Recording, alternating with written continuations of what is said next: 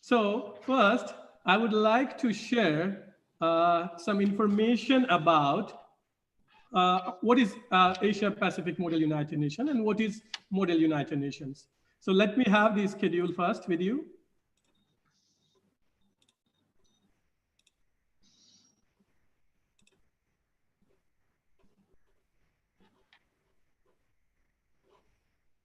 Okay, let me add my guest first. Give me a second. Yes, Ulia, can you open the second slide for me?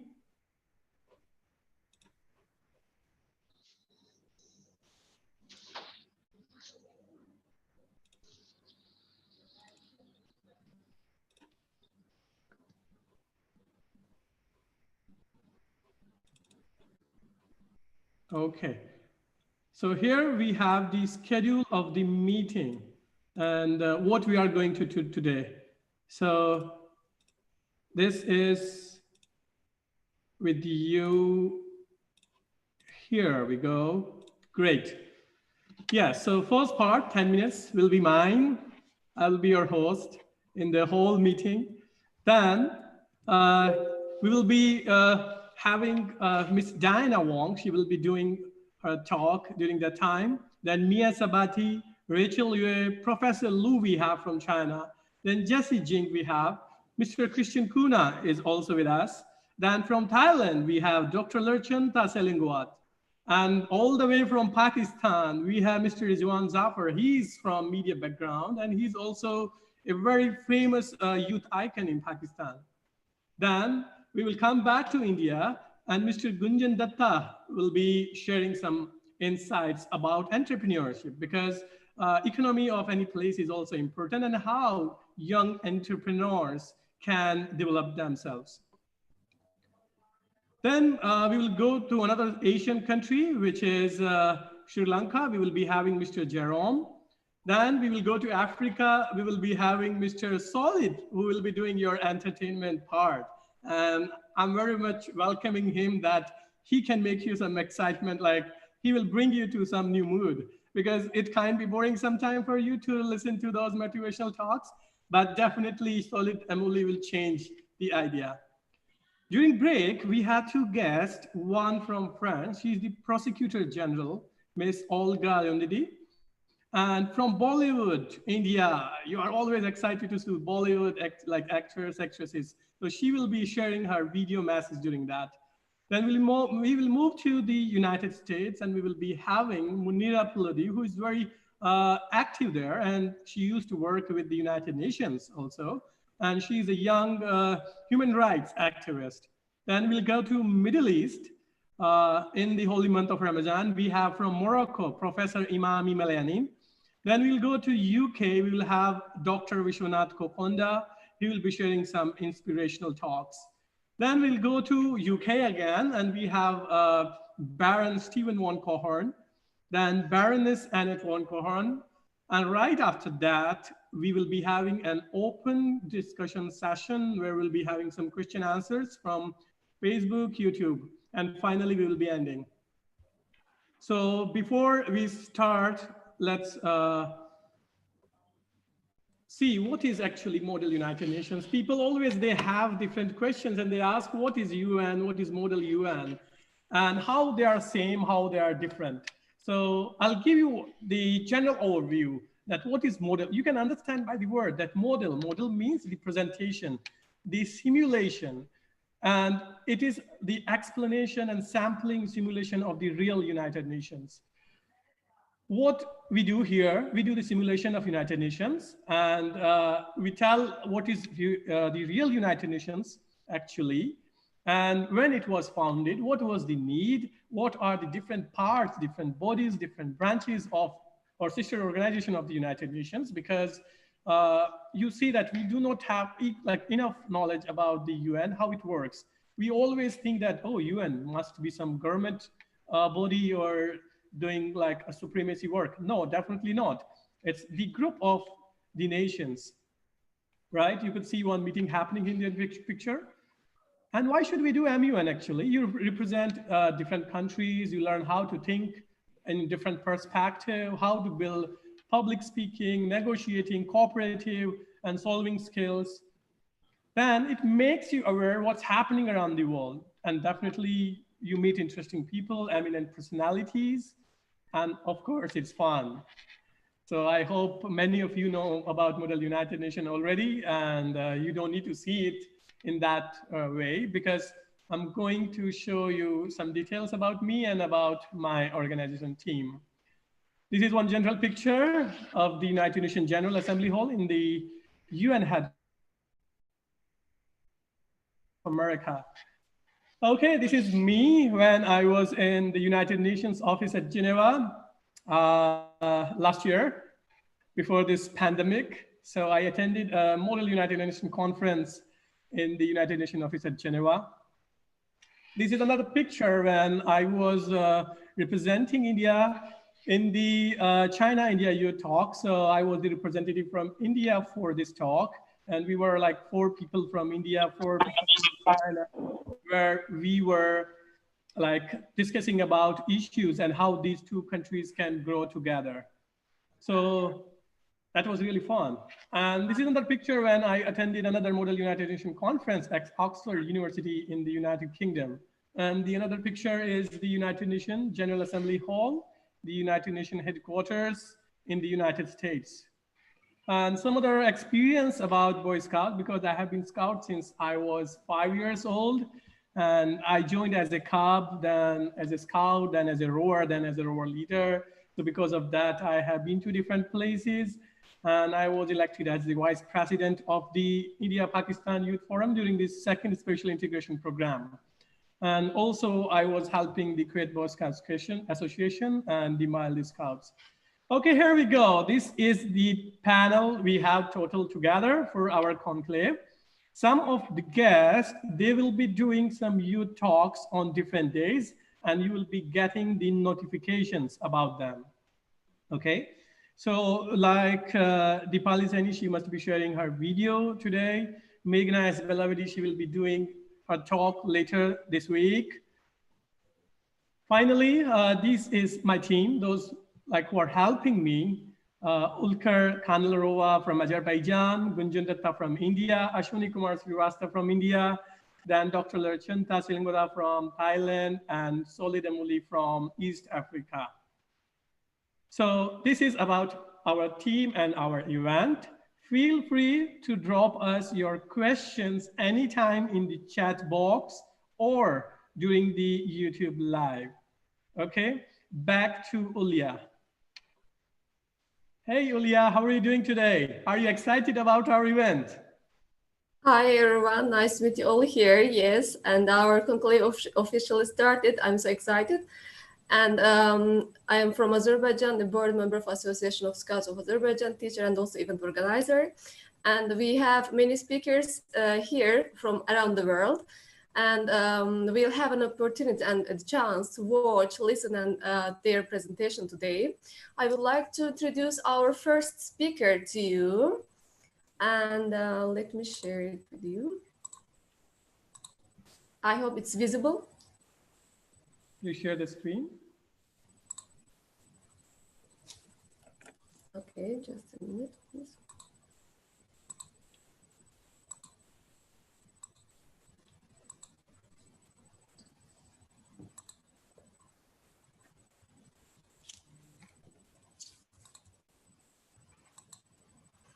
Okay, I think now it's visible. Our first speaker will be Diana Wong, Managing Director of Happy Kids Township. Hi, Diana. Hello, can you hear me? Oh, yes, nice to meet you we here. welcome you to on board, yeah? So we are looking forward. So what we would like, could you please introduce yourself first and then you can start your talk?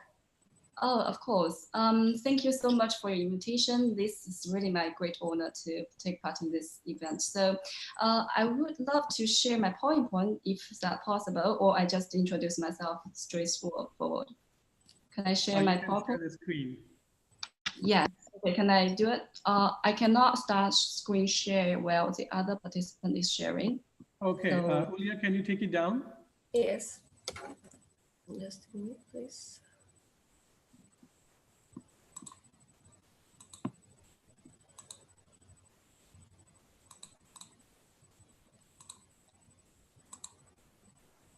Mhm.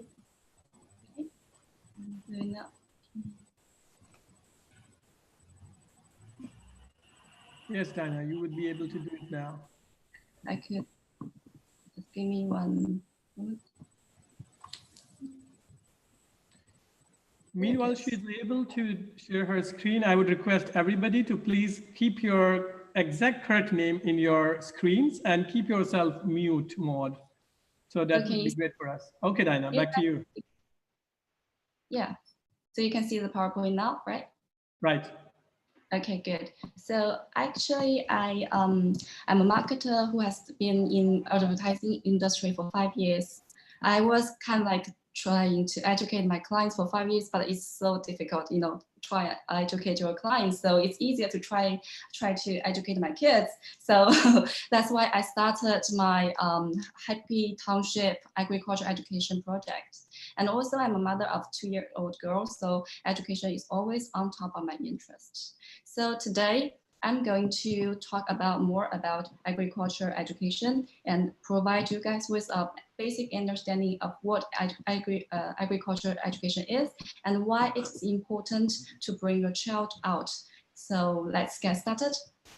So my first interaction with agriculture education is during my intern in 2013. I was in Japan, finished my exchange student module, and I was in Nagano Tourism Bureau. So there, they cherish food and care about environment. I thought it was like born to be naturally care about the environment, but it turned out it was not. It was the government who provide a lot of different activities for the elementary and junior high schools to take part in, so they can really involve themselves into the great nature.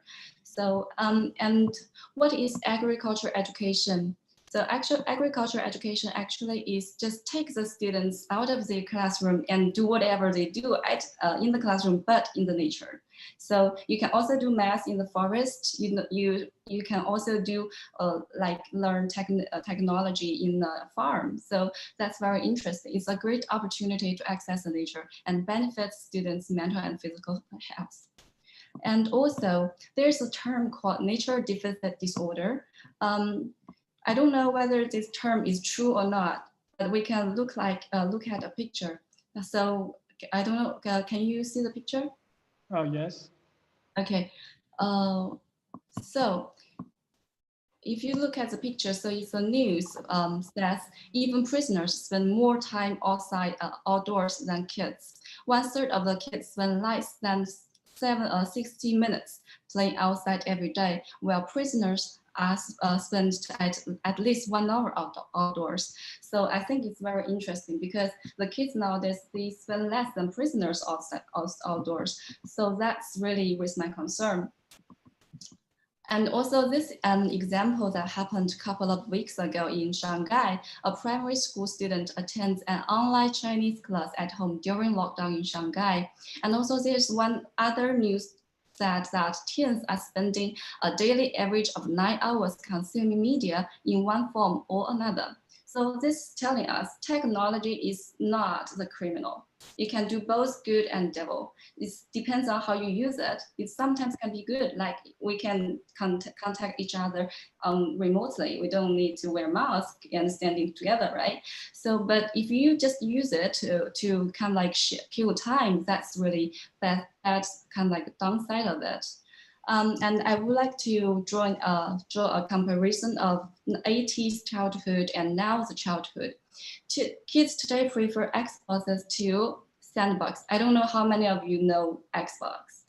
Should be all of you know this brand. It's so popular among the latest generation. And kids today, they want to share their school life on their platform, on their media platform, rather than with their parents. Like the mom was asking, how was your day? Oh, today I got an A in math. And that was very regular conversation happened before. But right now it's like, how was your day, babe? Oh, check out my video on YouTube, you will find out. So that's really something interesting. And before, like, it's really hard to get the kids, drag them back home from outdoor. Now it's really hard to get them out of the door. And before that, like their dream jobs are doctors, astronauts, and policemen. But right now they are like YouTubers, bloggers, and even maybe they want to play with TikTok. So that's very different nowadays. So let's look at the downside of lack of outdoor activities. Should I do this way? Sorry. So it is argued that mental capacity could be affected, which leads to attention deficit disorder, which is also called ADHD, or social issues like autism, and health problems like vitamin D deficiency, obesity. And also it is argued to link with that this lack of discipline and bad manners. And also kids are found to be addictive to their digital citizenship. And why we say that the outdoor activities can really contribute to childhood development, because it says from the Harvard Medical School, it has 6 features that we cannot lack in our life. That is exercise, sunshine, executive function, taking risks, socializing, and appreciation of nature. So as I said before, technology is not a criminal. It's not a main criminal. There's something that also has to take responsibility for that. One of the elements should be helicopter parenting, and also their over concern over safety outside. So the parents actually have their too much anxieties because of the economy and their own conditions. So they are putting too much pressure into their children. So that leads to decrease of confidence and self-esteem and sense of entitlement and underdeveloped life skills. And what are the solutions? I would say, well, solution number 1 is balancing screen time and green time. That means why not you use your technology gadgets like devices outdoors, like using the technology to make vlogs, or you can just use Apple Watch to download the game like Pokemon Go. It can also help you to go outside, right? And the second solution number 2, I would say for the educators, you can really introduce outdoor agriculture education into your classes, like your courses. You have to know that you can do the non-cognitive skill challenge and also give children the freedom to take control of their own learning, and incorporate agriculture education into their core subjects like math, science, reading, and social studies. I think that would be very interesting when you're studying science in the forest. I think that's really something different. And solution number 3, which I think is the most important part, because I really think design is powerful. It's one of the most powerful things in the world, because say, what if we, the designers, help us to make a place, the greenery place, embrace both technology and also safety, and also in greenery together. So that's easier for us to let our kids to go out and play, right? And also they can finish their courses at school. So that's all the 3 solutions that I provided today. Thank you so much for my sharing. Thank you very much, Diana. That's really, really wonderful. And we appreciate that you gave us some time and shared so nice insights, because at present time situation, like parents are worried about their kids, definitely. So if we will be having any questions about it, then definitely we will text you directly so you can answer to them. But sure. Yeah, but that's true actually, because people are feeling anxiety and students are feeling like stressful these days, because when they are in school, they have the interaction with each other, but when they are locked inside the room, they feel like stressed, right?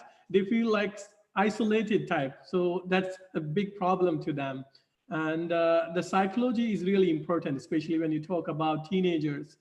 So I hope this would help our listeners and audience. Thank you very much. Yeah. Thank you very much, Wang. And I would like to introduce the next speaker, Mia Sabati, catwalk essay artist. And she began her modeling career at the age of 12. And it will be nice to hear more about her.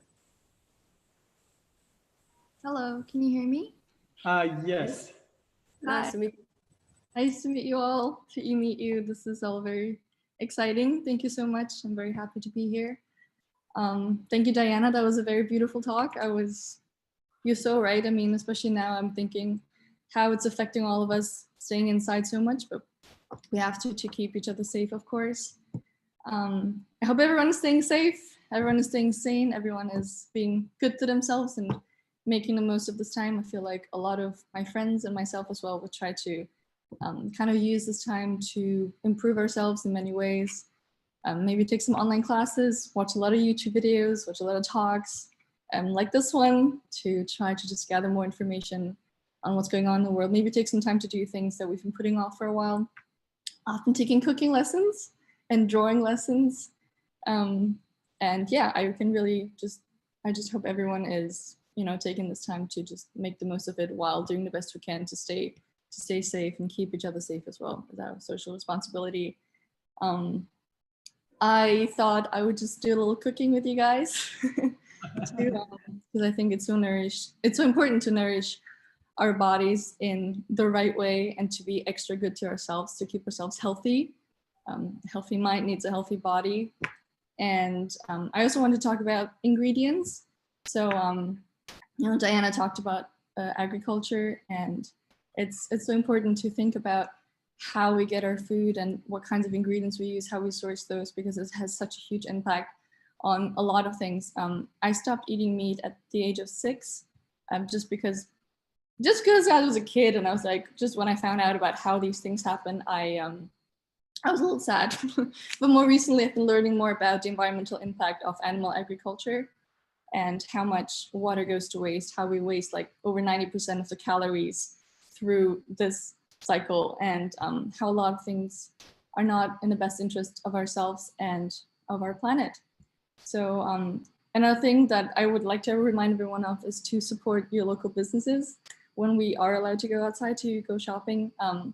For groceries, I found this really great place. Everyone can go on Google Maps or whatever app they use and just type in zero waste, and you might find a really great place near you where you can just take your old like gem jars or whatever packaging that you have made of glass that is reusable, and you can just fill it up. And that's the main way that I've been sourcing my stuff. It looks, I'm gonna show you my kitchen now. It looks a little funky, so everything is like in a different container. But I think in a way it's kind of, it's kind of more special. It looks a little crazy. So I wanted to give you one of my favorite recipes to make for yourself when you're feeling a little down or bored at home. The first of all is going to be 2-in-1. So it's going to be both a souffle and an ice cream. So what you're going to want to do is just grab any container that you can use a blender with, and then you can pour in some cashew nuts. I prepared this in advance because you have to soak it overnight. So get some cashew nuts, about 100 grams of cashews, and then soak it in warm water overnight. Then add some berries or fruit, whatever you feel like. Could be strawberries, could be blueberries, could be bananas. And then you blend it up, add some dates. And this is all very intuitive in terms of measurements, okay. And then just blend it up, and it's gonna get this really nice thick consistency. So this is what I started making last night. I used strawberries, and it gets like this really nice thick consistency. Sorry, I'm not like an Instagram chef, I'm just, And the cool thing is if you pop this into the freezer for a couple hours, you get this, which again, I'm not an Instagram chef. This is just, a real person in the kitchen. And you get this kind of ice cream-like consistency. And I think we can all use a little ice cream during this time and just, enjoy ourselves. And the other thing that I've just been throwing together is just get some tofu and take whatever you have in your kitchen. For me, that's mainly turmeric. Yes, that's my turmeric. And I'll just sprinkle some turmeric on there, a little bit of paprika, and then veggies all chopped up here.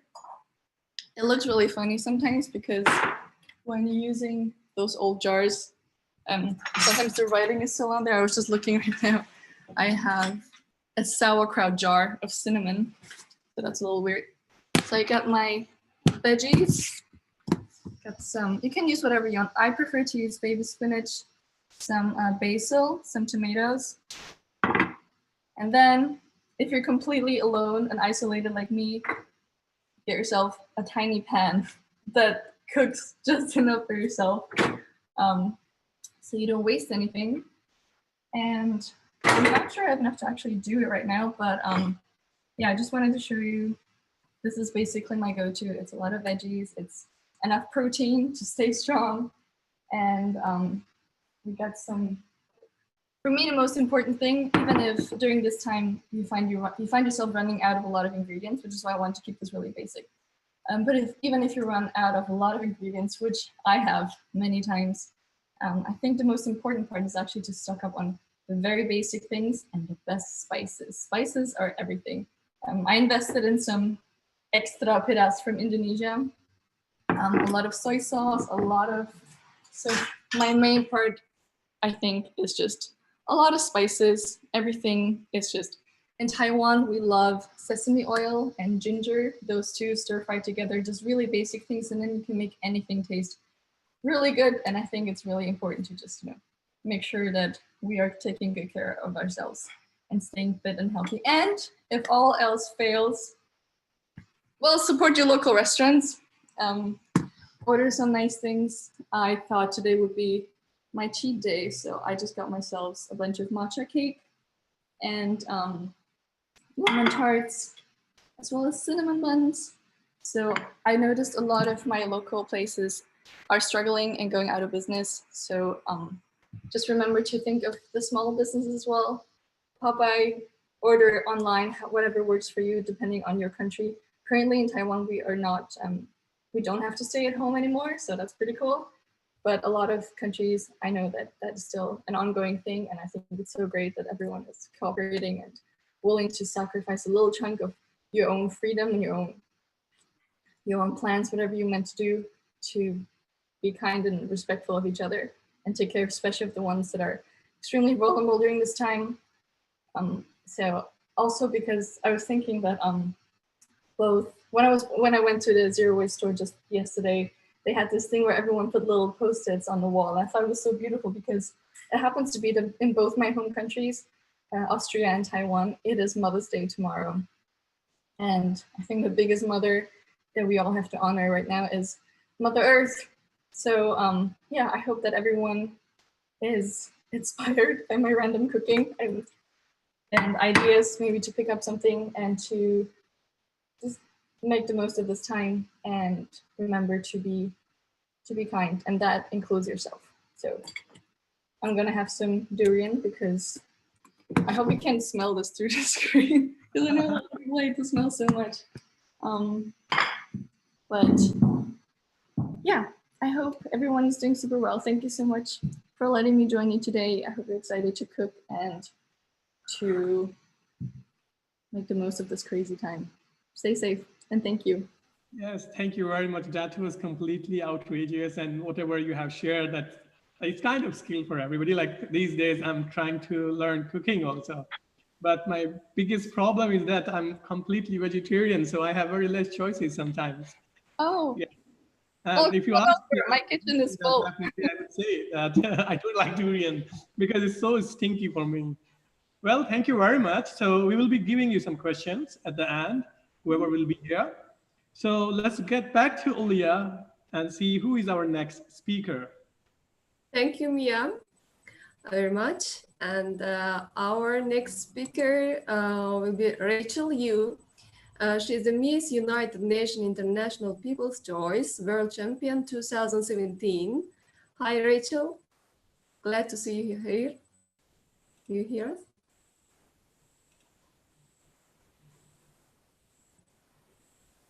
Rachel, are you with us?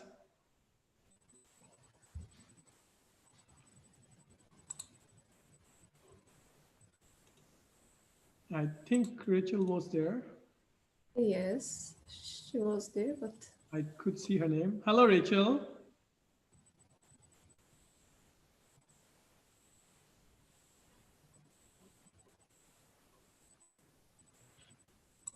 Yeah, okay. So meanwhile, Rachel is back to us. I would like to ask our audience if they have any questions to our previous speakers, to Mia Sabati or Dinah Wong. Please text your questions in the Zoom text box. You can chat and you can send your questions to us and we can ask directly to the speakers.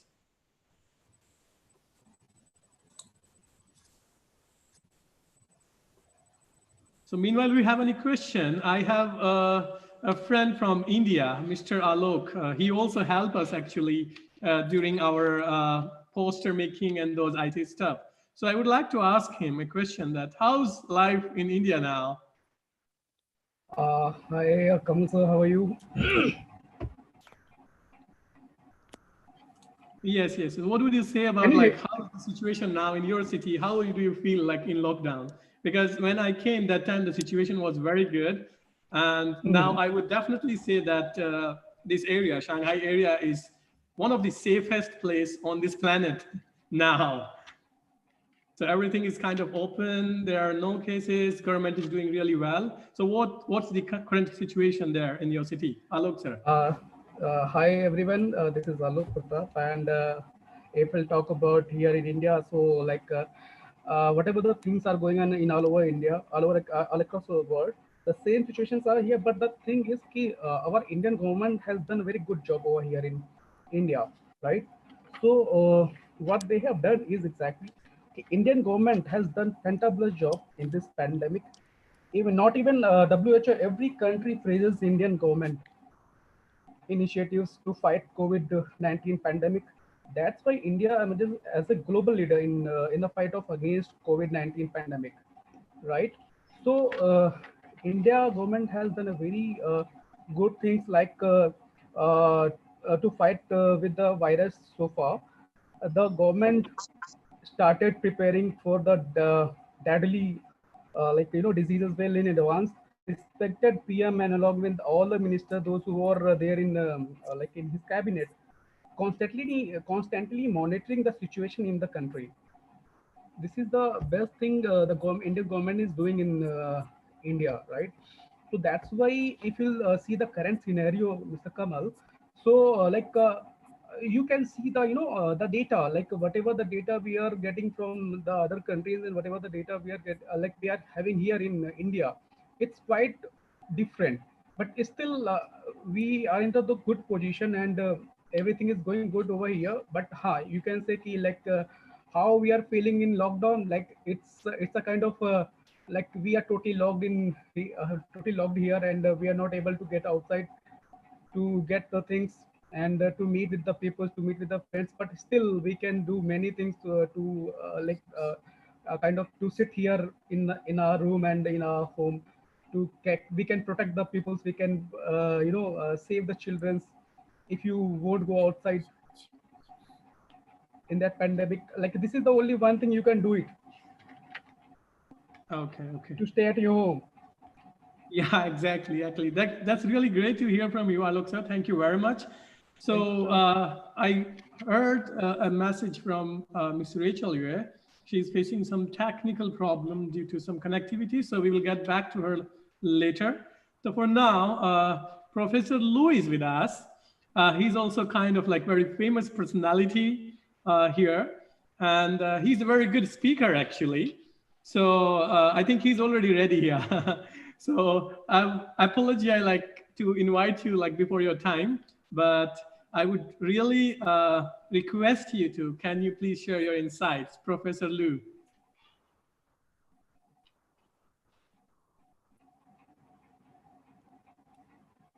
Hello, can you hear me? Hello? Yes, we can hear you. Please be a little louder. Yes, okay. Let me just slightly to switch off my computer because I have to. Is that okay? Can you see? Oh yeah, we can see you now. Can you bring like your microphone closer to you, please? Yes. Should I go this way? Is that okay now? Yes, kind of better. Hands off better. Right. Yeah, much more closer we would appreciate. Right, go a little bit further. Yeah. Is that better?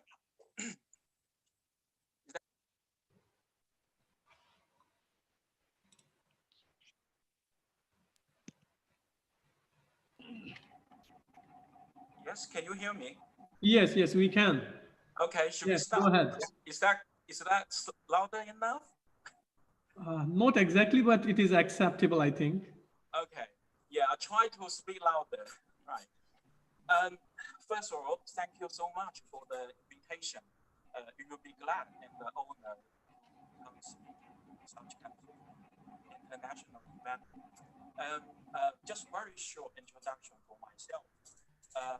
I used to working for the architectural design company for a couple of years when I just finished my graduate study.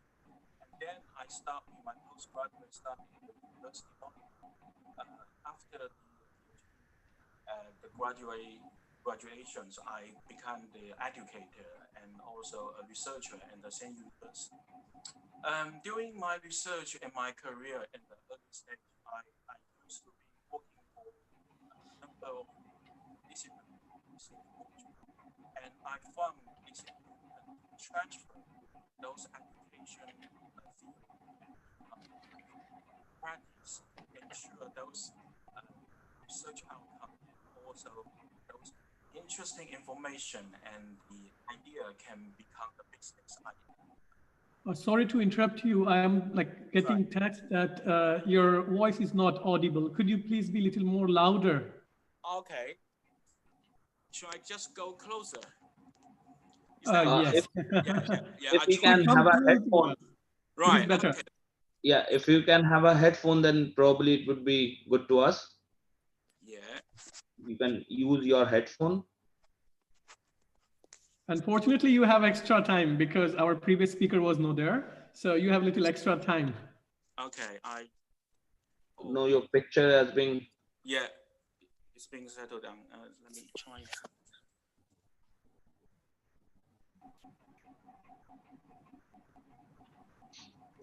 Sorry about the technician issue. Is that getting better now?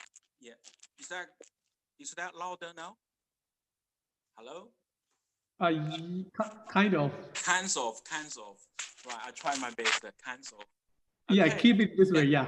Okay, I try my best to speak louder. Anyway.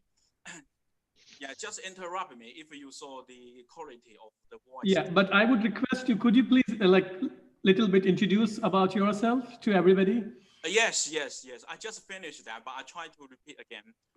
Currently, I just finished my teaching job from the University of Nottingham, and then I become the businessman for the intelligent city. And currently, the project including the engineering project for digital infrastructure and also the urban planning by using the AI systems and for create a better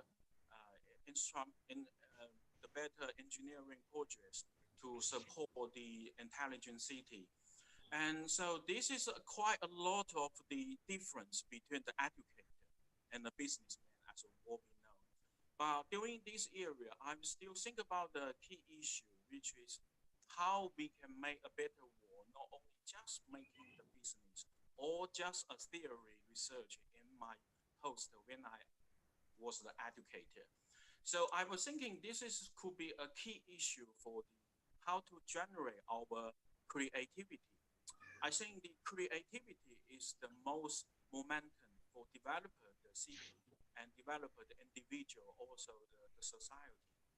And so that's why I has been working for the education more than nearly 10 years. And so first of all, I started with my research about the biomimetic. The biomimetic, I think, is a good way to help people to understand how we develop our creativity. So you know there are so many issues about the what we call the financial crisis.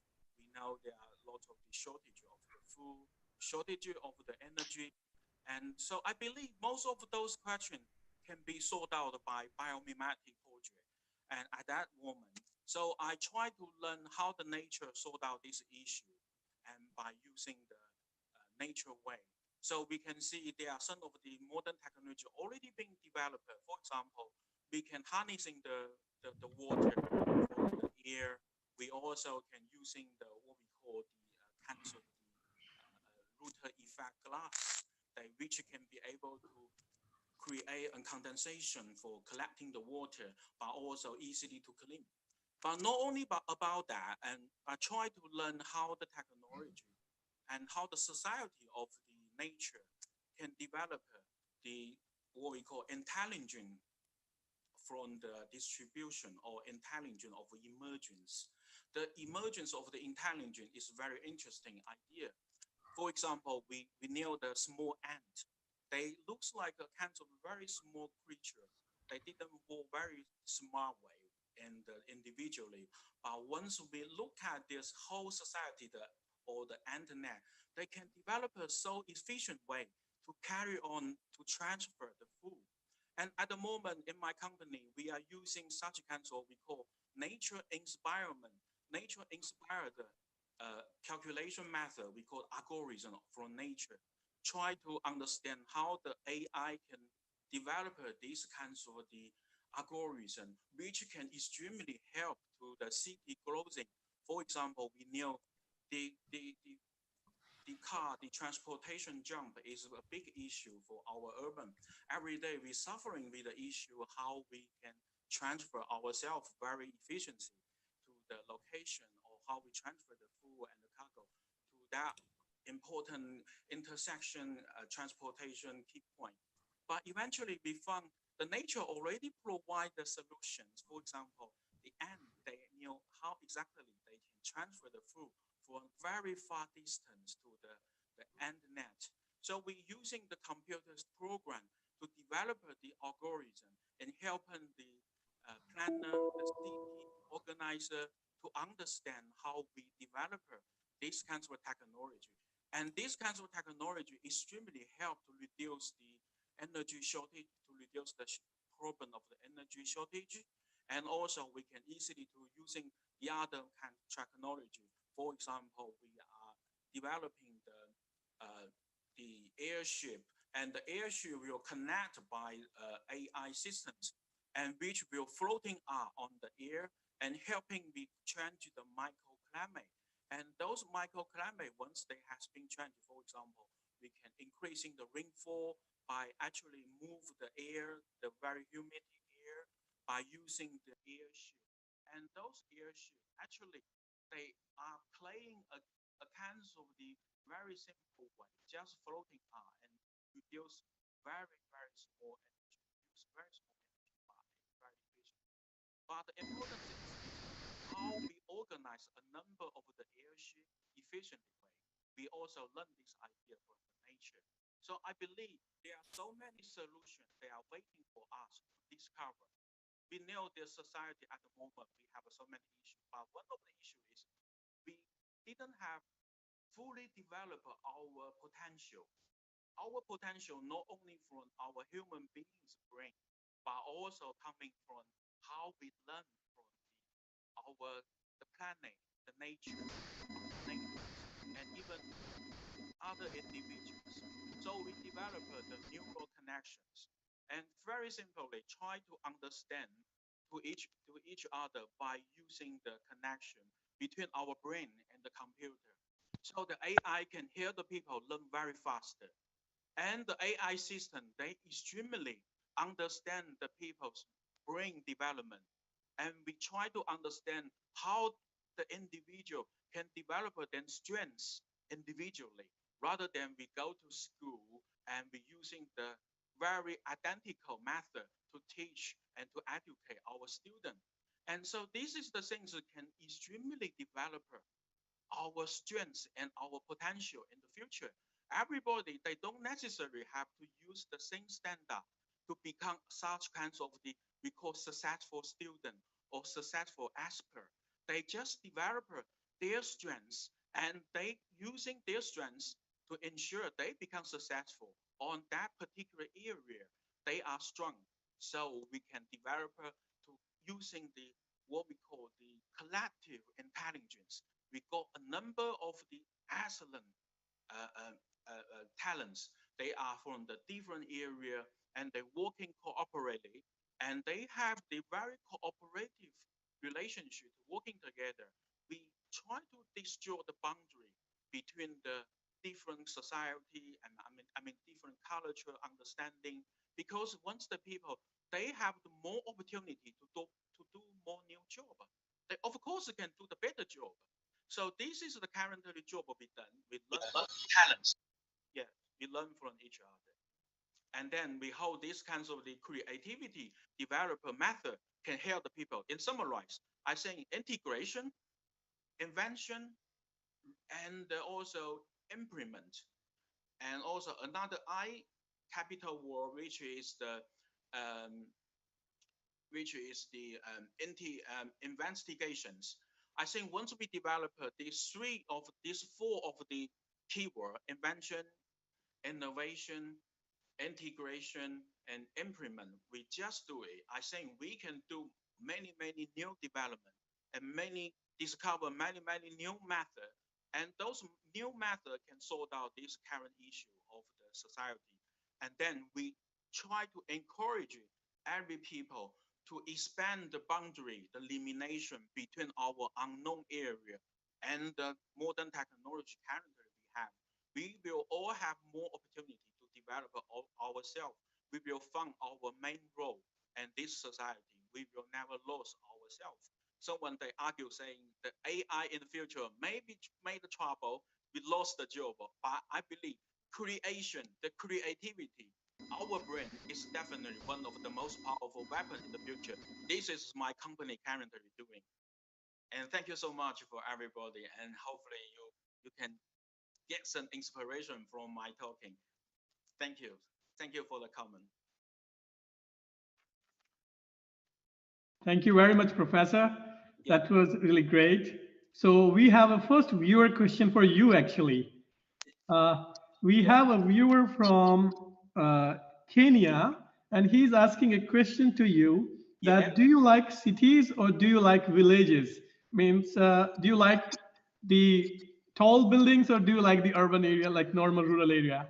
For an architect view, I definitely like tall building because which is a challenge for me to say how we can use our strengths and inspiration and our knowledge to conquer the gravity of the earth. But to be honest, saying the tall buildings sometimes they are so less efficiency.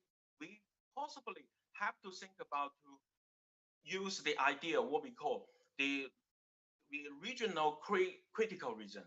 It really depends on the region. For example, like China, like Shanghai, we have a really big population. The population, we don't allow the people can have the gardening for every day, everywhere. We have to use the high-rise building. But some of the country, like the UK, that's the place I used to working for. I believe that's the good place we can enjoy the low-rise residential building and gardening anywhere.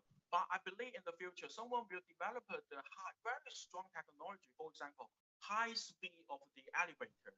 And also we can have a use of lightweight material, which is very cheaper. So we still can build a lot of garden and enjoy the both of the garden and the high-rise build as well together. So it will be some of the creativity. It depends on how we develop it. Okay, thank you very much, Professor. So Ulia, back to you. Who is our next speaker? Thank you, Professor Lu. And I think Rachel is here now. Maybe now she's available. Okay, we will try to bring time for her now. Okay, let's go to our next speaker, JC Jing. She is the Chief Executive Officer of Beta Jade Bird Clotho SciTech and Cultural Company Limited. Welcome, Jessie. Hi, everyone. Can you hear me? How are you doing today? I'm great. Pretty good. Thank you. So what you are going to share today with the audience? Yes, my talk is pretty short, and I want to share something fashion industry to you guys. And being trapped by the epidemic and isolating at home, I feel really long time never have a special activity for a very long time. Actually, I usually live in China, but because of the outbreak, I stay in Thailand for more than five months from the Chinese New Year till now. So no flight drive me back. But however, I'm very happy to meet you guys here and share some information together.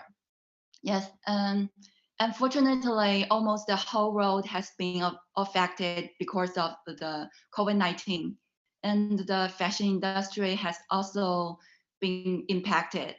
I've been working in fashion industry for more than 15 years and never encountered such a situation. Fashion Week and the surrounding activities in China were cancelled, and the retail industry has been hit hard. Many brands are struggling with life and death. In particular, some young designers who founded and operated their own brands were unable to get orders because of the trade show, and the pop-up store were also canceled. And it seemed like the economy will continue slump for a while. But negative emotions are useless. Perhaps it's a special period we can make some new attempts. Recently, many designers around me have tried to use the live broadcasting to promote their products and do some virtual show or live broadcasting to introduce their design concepts. Actually, they gain a lot of new fans and establish a fan community. In China, we use WeChat, like WhatsApp and Line. It's really easy to establish the community on WeChat, and it can help the designers to sell their products and even better than before. I think it saved a lot of brands, but also allow some fashion lovers, such as the young generation, young students, to have a new part-time jobs. And there are also some young people who like designs. They record their short video and teach other people how to make design and artworks, and put the video to the web video sites such as the TikTok. This app is really popular in China, I think all over the world. And some of them become the key opinion leader we call KOLs, and they even got advertising from they started their new business. Their hobbies turns into a second job. Hello, can you hear me? Yes, please carry on. Oh, okay, yes, and I think now most of people live with the computer, mobile phone, and TV set every day. Maybe after this event, this conversation, you can also try to join a part-time job like this, and instead of chasing drama or watching gossip. And the epidemic maybe changed the world a lot, and maybe our habit will be changed too. Perhaps during this period, we can make ourselves slow down and do more thinking about the future, or even try something new. I think God closed our door of the rooms. Maybe let us pay more attention to another new window, like the TikTok or short video or online webcast. And I hope all of us can have a positive attitude to face this special situation, and hope you can support some young designers brands. Okay, so thanks everyone. Okay, thank you very much for the good talk. I have a question for you from India, actually. There is one person, Mukesh Kumar, asking from New Delhi that, yes. Do you like Indian attire, Indian outfits? Yes, I like. It's great. This year's Indian grows very fast, and a lot of young people in India, they are very fashionable in the world. Yes. Oh, okay, that's good. So let me remind you all that if you have any question to any speaker, you can ask directly in the chat box and we will read it. And also the last 30 minutes will be direct interaction. So those whoever will be available, you can ask questions directly. I could see that Mr. Christian Kuna is there, and he's listening to everybody so carefully. And he's one of my favorite speaker here, because yesterday even I was watching his videos and I was trying to find about him on Google. And first, like I wrote some wrong spelling because it was like a typing mistake. So I found a different person. Then I saw, oh, this person is not in our speaker list. Then I found correctly that, yeah, he is the one, Mr. Kuna. So yes, he's with us. And definitely he's a wonderful speaker. And he's like super motivational for youth and many entrepreneurs. And he is the CEO and founder of Urban Society Design Consultancy. So first, I would like him to explain and tell about what is USDC, and then he can start his talk. Yes, thank you. Can you hear me, everyone? You Oh could yes, put exactly. my video big because I don't have any slides. I'll just be talking to you. So thank you for the great opportunity. It's really a pleasure and an honor to speak to you and maybe share some thoughts and some inspiration from Shanghai. So again, I'm the founder of USDC, Urban Society Design Consultancy. And as that, we focus on human-centered design in the context of how does design shape and impact a better society. So one of the examples of that is I'm working on using and leveraging design in China as a national competitive advantage. So really pushing this new made in China as leading in innovation, product design, service, etc. One of my big focuses is education. So you might know I teach innovation and design thinking at the Alibaba Business School. It's a program, a global program all about digital entrepreneurship with 20 partner universities worldwide. I also consult companies on strategic leadership, brand design, culture, etc. And I'm building an art school for children in Shanghai, so which is all around creative confidence, critical thinking, and sustainability, very much inspired by the Bauhaus. So just a few sentences to my background. I worked at Adidas in the headquarters in Germany for many years. For 10 years, actually, I built the Adidas University. I worked at Siemens and at Daimler in the headquarters. I'm German, but I'm quite international, I think, because I grew up in England, India, Nigeria, Greece, Uzbekistan, and Germany. And now since 2.5 years, I'm in China, and I absolutely love it. So what I'd like to talk about is learning from China. What is the mindset here? What can we learn from that? And especially seeing crisis as an opportunity. Now, if we look at my Chinese is unfortunately not very good yet. I'm learning. But I think it's interesting if we look at the Chinese word, the characters for crisis, weiji, which is a combination of the character danger and the character for time of change and danger. So for me, this kind of implicits already the danger and the opportunity in the crisis. I think for me, this is very much connected to the very traditional and ancient Chinese and Asian way of thinking about that everything is yin and yang. So everything bad always has a good opportunity, and everything good also, we have to be careful of the risks and the negative sides here. So it's that in China, so the COVID-19, since the beginning of February, we've been in a lockdown. Since a few weeks, it's been very open again. So the schools will actually open in around 10 days. And it was really fascinating to see how China really reacted to this crisis in a very, very proactive way. So from using technology, there are robot security. There are drones used to, usher people outside and remind them to wear masks.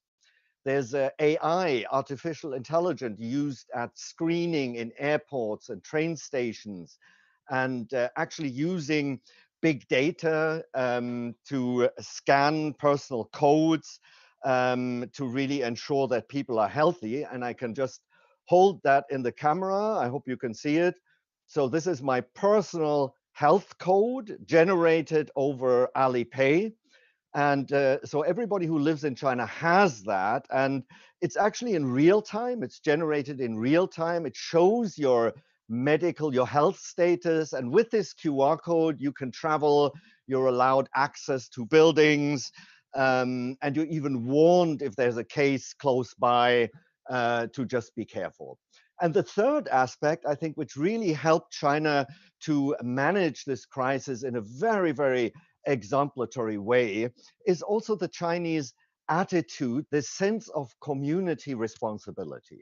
So there's a volunteer army of people who support that, who watch the neighborhoods, who control it, who help people, help the elderly people, etc. So this Chinese sense of community, which is very different from the Western, let's say, almost a bit extreme individualism, is, I think, one of the factors which contributed here as well. I'd like to just give you a very brief insight into the learnings from China, the business learnings from China as well, how a lot of businesses actually turned this crisis into an opportunity. I'd like to talk about mindset, innovation, observation, and looking ahead. So the mindset here is really looking for opportunity in the crisis. There's a video platform called Kaishu, social media platform, and they have partnered with the Ministry of Education here to launch massive open online learning. So it's called the National Online Cloud Classroom, which has immediately started to teach students all over China, allow them to participate in the material and really to catch up. There's a big restaurant chain which switched to semi-cooked dishes for home, really reacting how people's buying patterns have changed, and they immediately switched to that to serve the need for people to cook more at home instead of going to restaurants. If we look at innovation, it's all around rapidly innovating around the new needs of the people. So the new consumer needs in this crisis also creates new opportunities. One example is Ant Finance, so the financial arm of Alibaba with Alipay, who started immediately offering free insurance coverage just to help the businesses in this time to be covered, etc. And they've actually seen a 30% increase in their insurance business in this time. Observe. So an important part is spotting new consumption habits being formed while they're being formed. So, and while it's still a bit early to say what will actually last from that, but I think we can already see a huge leap from offline to online education. We can see a transformation in healthcare delivery, and we can see an increase in the B2B digital channels. So I think these are trends which will definitely stay. My personal additional hope is that that this is a time for reflection as well, to think about personal goals, personal development, and think about maybe our responsibility for the environment, for this planet, to do something there as well. The last point I'd like to mention is looking ahead. So when you do your business, it's about constantly reframing your effort. So I'd like to take the example of a Chinese instant noodle maker, Master Kong.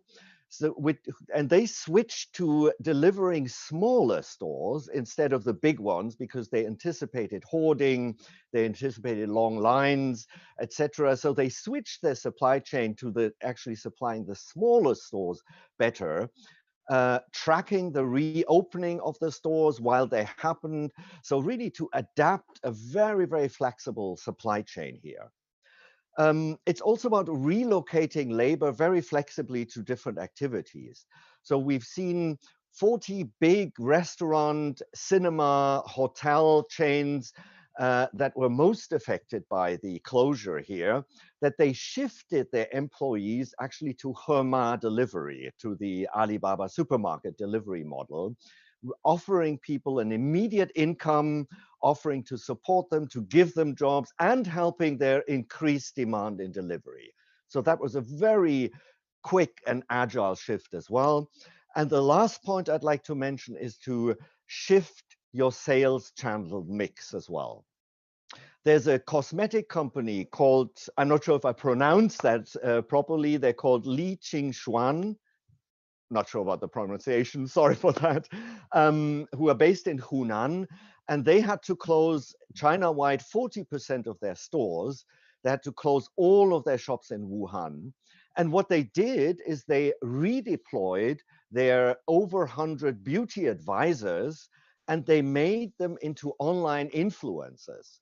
So they activate them to share the products, to talk about the products on their social networks here, which actually led to a 200% increase of sales in Wuhan during that time. So I think a great example of Chinese entrepreneurship, of entrepreneurial thinking and enablement. Let me close with maybe a few words. For me, very personally, I think the big difference between China and the West is that what I see as a development over the last years with Trump, with Brexit, and for me, this is all fear-based. Whereas in China, I see this and I see and I feel this optimism of let's create a great future together. Let's embrace technology for a human-centered future.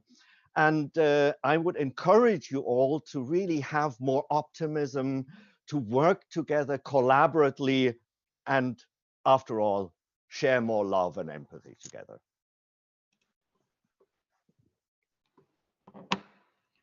Thank you very much. Really great pleasure to hear you.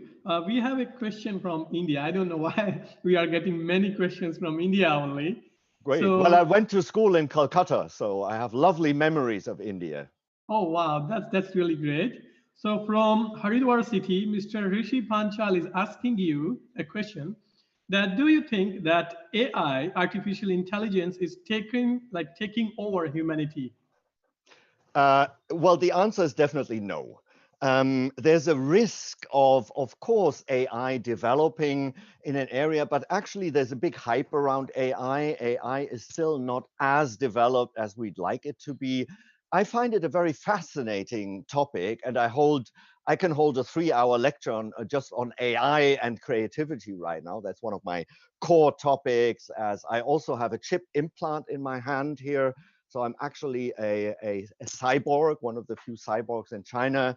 I see AI as a huge opportunity, actually complementing our human creativity. So I think we need to look at how do we work together with technology, with robots, with machines? How do we use the best of what we as humans, what our USP is, our unique selling point, which is actually empathy.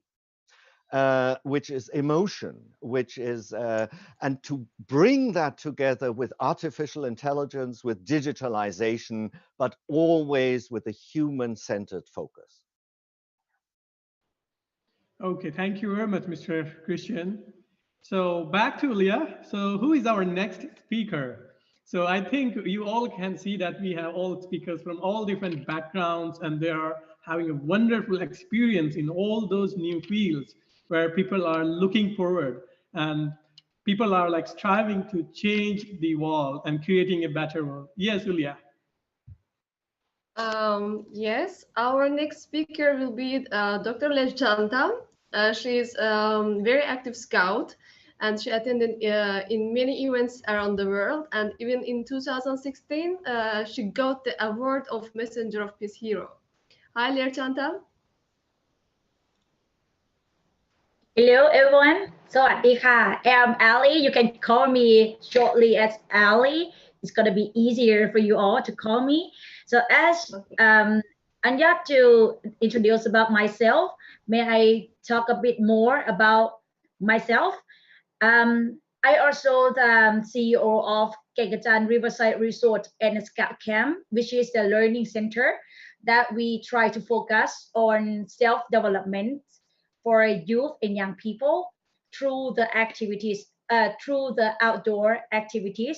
And I also the chairman of Young Entrepreneur of Thai Chamber in my province. So in our group, we're gonna have like a lot of owner of the business who come back to our home to run our own business after our parents, and we also help the society to fulfill them as well. So that's and also I also the local politician as well, and I focus on the youth development because my education I based on engineering for my bachelor degree, and I finished my PhD on 21st century skills by youth activity. So it is like I'm really like this kind of topic. So today I would like to share you all about the 21st century skills. May I share your screen a bit and then everyone can go along together.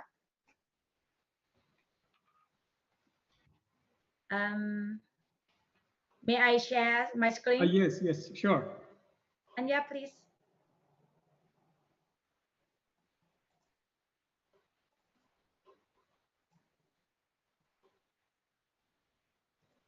And now I cannot share my screen.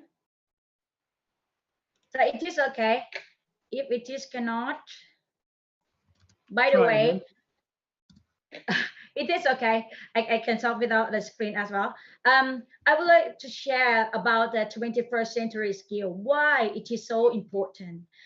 Now everyone knows that we have COVID-19, and which is like it's like bigger than World War III because it is like the World War by disease, and we cannot against them without accepting them and try to uh, live in the society and stay safe. That's it.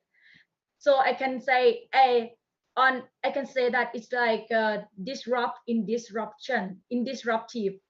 society in every people, in every occupation, in every organization got effect from that. So the life skills and the core skills that the people should have, it's very important for the young people who are growing up in the future in society. They will meet a lot of disease since nowadays to forever. We're gonna have a lot of disease from now. So I would like to share about the 21st century skill. They have the first one, they have the information and media technology skills that Christian just said that it is very important. Now everything is on internet, on online, and we need to know how to cooperate not only with the people, but we need to know how to cooperate to work with the AI as well, so we can live in the world during this time. And the second one is they need to have life and career skills. In the past, for these skills, after we work in organization or run our own business, we're gonna have the career skills anyway, because if you run the business, you will expert on that business. So but till now, our life, our career life also changed. Some of us need to work at home.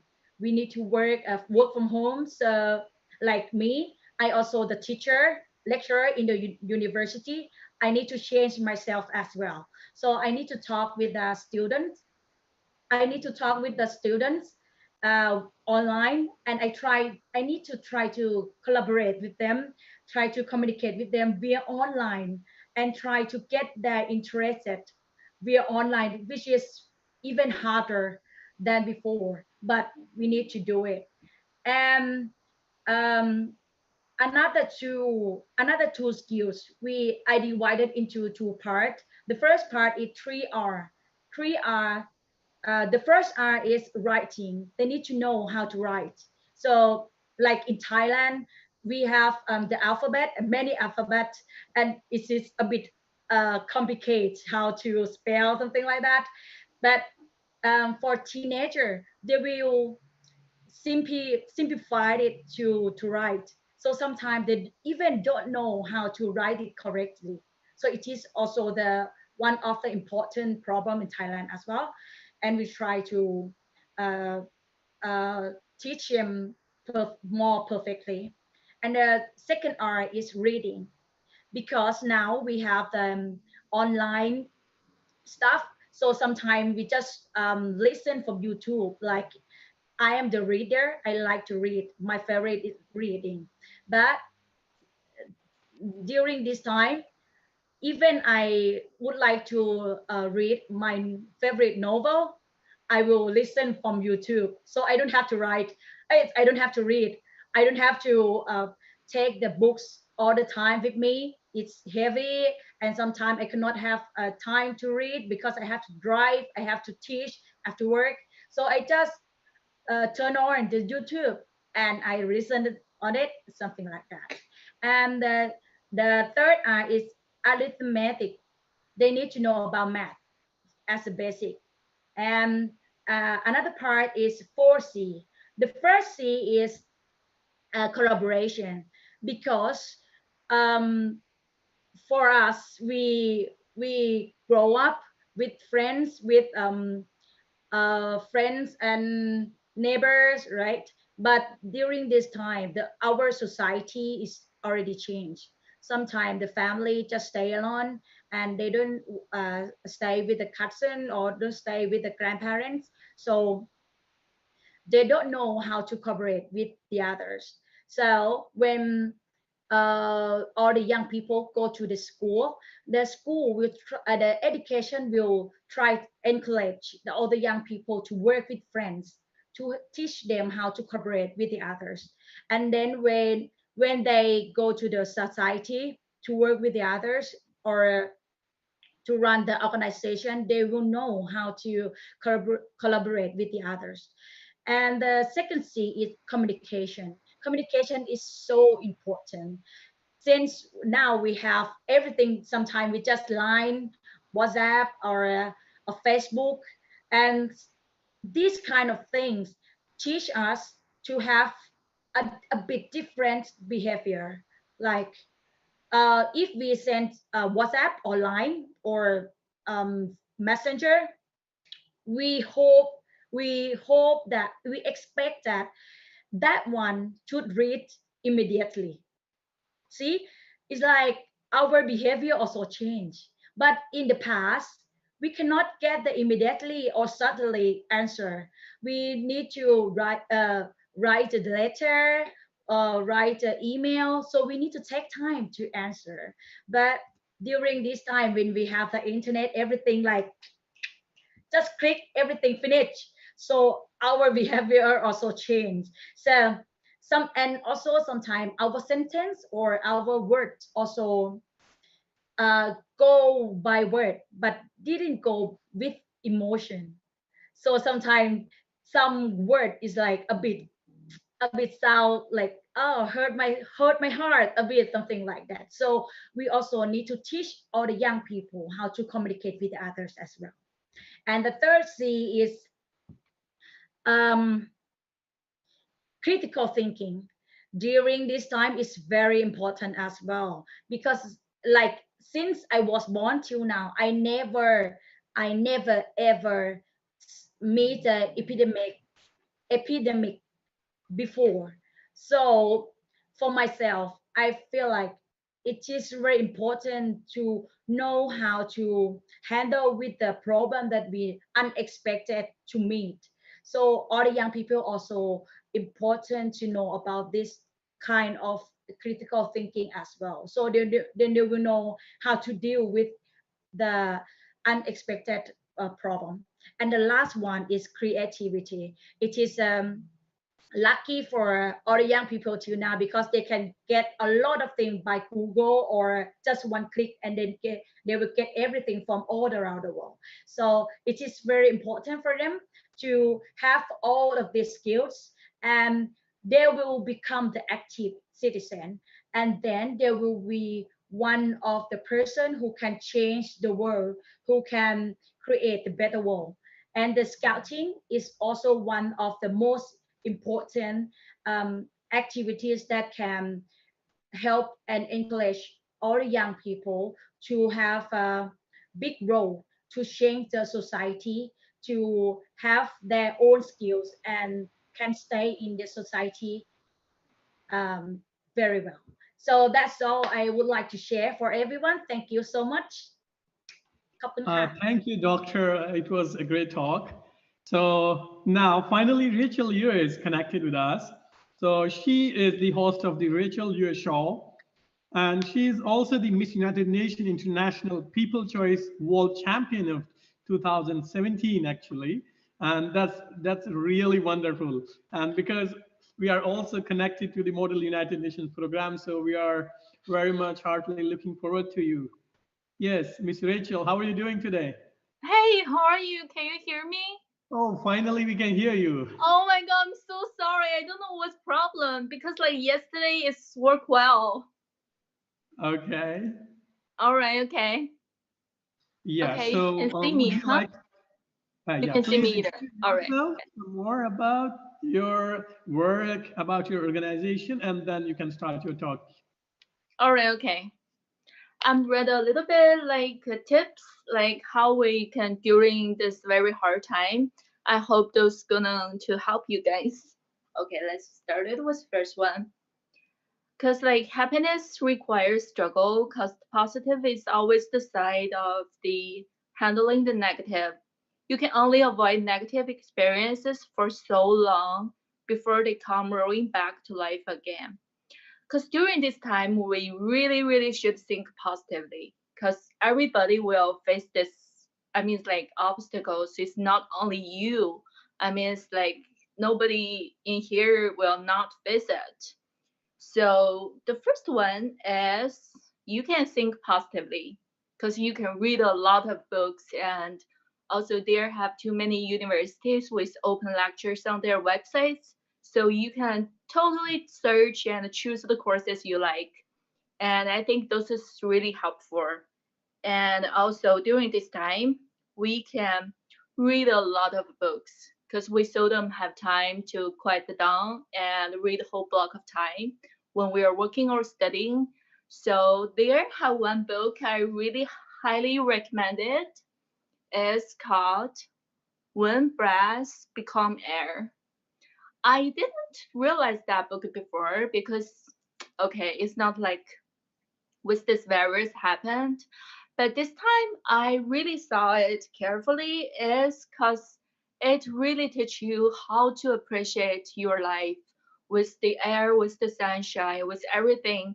Because we normally will not really conscious about that. But during this time, you can feel more like you how much you love your family and your family love you. Yeah, I think this is really good book here. Okay. The next one is exercise. Exercise your body. Because you can choose your favorite yoga, dance, or any other exercise, just like doing maybe 1 hour each day. Because working out can really help release your stress, especially during this very hard time. And you can find that really good for your mental and healthy. Okay, this is what I'm gonna to use during this time because this is very little plastic stretch, and if you're very hard timing your muscle, you can just like stretch like that. It's useful. But I think this is kind of a way to relax your mental stress. Yeah, kind of those like things really helpful. Okay, the next one is empathy. Empathy with those families who are being affected during this time, because there have too many hospitals website you can search it and you can volunteer it and sign up in, do whatever you can do, no matter what country you're from. Maybe you're a psychology major student, or maybe you're already a psychologist, so you can help those people in need for psychological counseling. So whatever you are, what kind of major you are, just to try to doing what kind of you can do.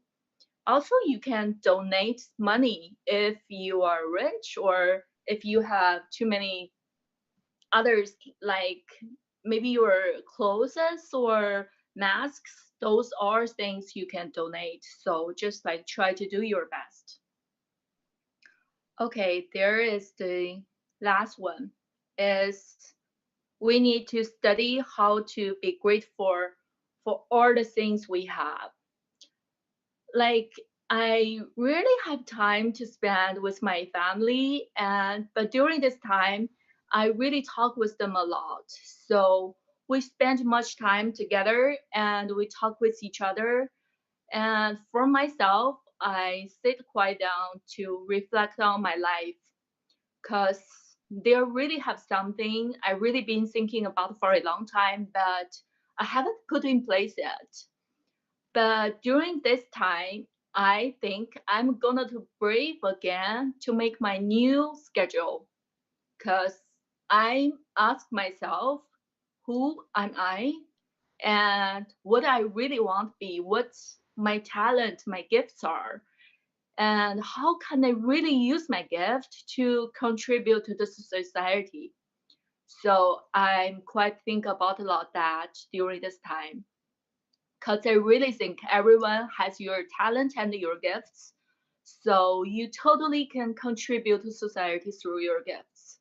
So I think this is really good time to close down and think about that things. So there have one quote I want to share, is from the Oscar. Oscar Wilde once said, "To live is rare the things in the world. Most people exist, that is all." And he was right. Don't live like everyone else existing, but be extraordinary. Live every moment with passion and wonder. Don't take anything or anyone for granted. What is important to you? What dreams do you have? Go get them.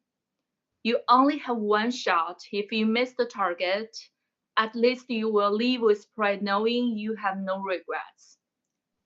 So I think this is really inspiring. So live with your dreams. You have power to change the world. And the last things I want to say, you can use very little things to make you happiness. And if you're sadness in the morning, you just like turn on a candle, and also you can use some like fragrance, and those are things really helpful. You have good smell every day and you will feel better. Okay, that's what I want to share. Thank you. Thank you, Rachel. Thank you very much. Thank you. Okay, so let's go to our next speaker. Ulia, can you show who is our next speaker?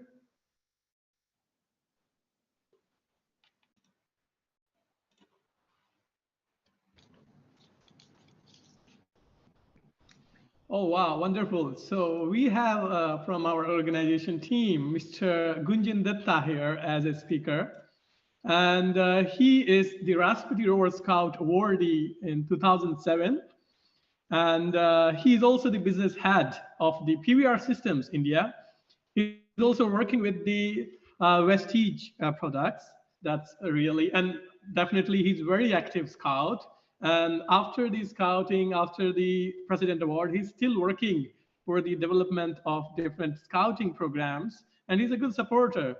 And I know him personally because we did one international event in Bangladesh together. So we have a great attachment because of the scouting, and we always talk about how can we work together and how we can engage youth with us. So without wasting more time, I would like Mr. Gunjan Datta to just start his presentation. Gunjan. Oh, sure, sure. Thank you so much. Let me just share my screen with you all, and I hope my screen is visible to you all. Yes. Okay. Hi guys. May I audible, Kamal? Yes, yes, yes, perfectly fine. Okay, thank you so much. Thank you so much. Today, I'm going to, introduce my topic, which is entrepreneur mindset. It is very, very important and essential in today's scenario, today global pandemic, what we are facing right now in across the globe. And I hope this mindset can be actually work like a catalyst for us. And let's see that how this mindset can be work for everybody, right? That's how this entire program. First of all, I just wanted to heartiest welcome to all the participants, all the YouTube listeners and the Facebook listeners. Thank you so much to give us a time and just listening us. Just a small introduction of mine, right? I'm not only working in a corporate, I also work with Red Cross. I also got a Rashtrapati award, as Kamal is introducing, while he's introducing me. And parallelly, if I talking about this particular situation which is going, what exactly is going on in internationally, that is COVID-19, right? Is COVID-19 virus give us an outbreak? Is it? Yes. The thought process, the thought process, the way other speakers are just communicate with us regarding the positive mindset, regarding lot of activity, regarding lot of fitness, and regarding your happiness, that how you can find a happiness. And honestly speaking, while you are talking about this COVID-19, it is also talking about our global economy has going down. And as an individual, as a company, as organization, what would be the right strategy behind that we can face off this problem globally, and that is called entrepreneur mindset. I hope that you all people are ready with this energy pack. Going to another 10 minutes, we are giving you the solution, that how, what thinking, and how we can get this energy pack in between, and what is the way. This is the 3 pictures or 6 pictures every individuals need in their life. They need financial freedom, they need a time freedom, they need a luxury life, they need a good health. But how a individual can get all this activity in their life? This called entrepreneur mindset. Before going to this particular topic, I just introduce our country in front of everybody, because globally this forum is all about global UN. So India, when we are talking about India, in past 700 years of Indian history, all the people who are coming in India, like dynasty from Mughals, dynasty from British, they came and they rule us. The education system of India become a so laborious, where people are can become a world class level after completion their activity or their education system. Today is we as youth have to change our mindset. That mindset called global mindset, the mindset called entrepreneur mindset. One of my mentor, Mr. Vishal Sharma, has give us a path to look after this particular mindset. And this mindset is not only help us, it can be help others too.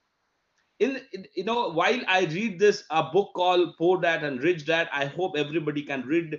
A lot of people can read this book. And this book, Robert Kiyosaki has explain us 4 quadrant, which is EBSI.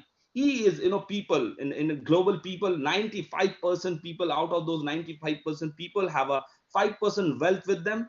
5% people only have a 95% wealth with them. Why universe are give us a birth of a baby, they are not discrepancy. There's no discrepancy has been done by universe. Then why a child growing in their stage, and they are getting into a left hand side called quadrant, which is called E, or we can say employee, and the S, which is a self-employed quadrant. 95% of the population, world population, why they are stuck with this particular two domain? Why people is not coming into a B or I domain? This is all about the mindset. There is all about mindset. If a individual can grow up with their mindset, and maybe this is the right time to do a introspection, because all people are into their home, all people are facing lockdown because of COVID-19. I hope I can please that people should go back inside and they should understand about this particular four quadrant, how and what best way they can come into the next domain, which is called B and I. Be basically a big businessman, like that some professor has been talking about Alibaba, university. The CEO of Alibaba, right? While if you just see, listen him, he is a big businessman. How he made money out of it? We're talking about Microsoft. I am an ex Microsoft too. While I doing this IT journey with me, I saw this, how Bill Gates are building a $1 billion business and $1 billion idea with that. Just all about entrepreneur mindset. If we can adopt this entrepreneur mindset, definitely we can grow in our life. Second, everything is all about happiness. Just see this keys, right? This keys would be a luxurious keys. If an individual can get those keys in their hand, they feel so proud about it, and they feel that they can look forward the journey with this type of luxurious car in their life. But the question is that again, then how you can earn this kind, this type of wealth in your life? Because wealth, when we are talking about wealth, when we are talking about success, when we are talking about any activity, is all are abundant in your life. It is nothing like there is no restriction about it. But the question is that how you earn this all happiness in your life with the right and proper mindset. So this is the things that we wanted to introduce in front of you, that the vision, the mission, how as an individual can self motivate themselves. If you can self motivate yourself, you can create your vision. It is well jotted down in the slide. Without it, nothing will work. Without it, nothing else matter. So definitely, friend, this is the way. If you motivate yourself, you can motivate your vision, then definitely you can win all the happiness in your life. So it's just a decision. It is just a decision away from your life, that how you wanted to take that decision, what way you wanted to motivate yourself in the morning. If you can definitely motivate yourself in the morning, then definitely that decision, if you take, nobody can give you another opinion in your life that okay fine, you cannot get this things done in your life, and that way you can get the success out of it. So it is just you are a decision away from your life, the complete different life. Before getting into this, I just share a small video clipping with you all. So this video clipping is actually give you an understanding how corporates, how business world is working together. What together means is all about. Is a very I found this video is very close to my heart. I'm just sharing with you all. Might be few people can went through this video, but once again, this video can give us a lot of meaning and a lot of introspection out of it. So let's have this video with you.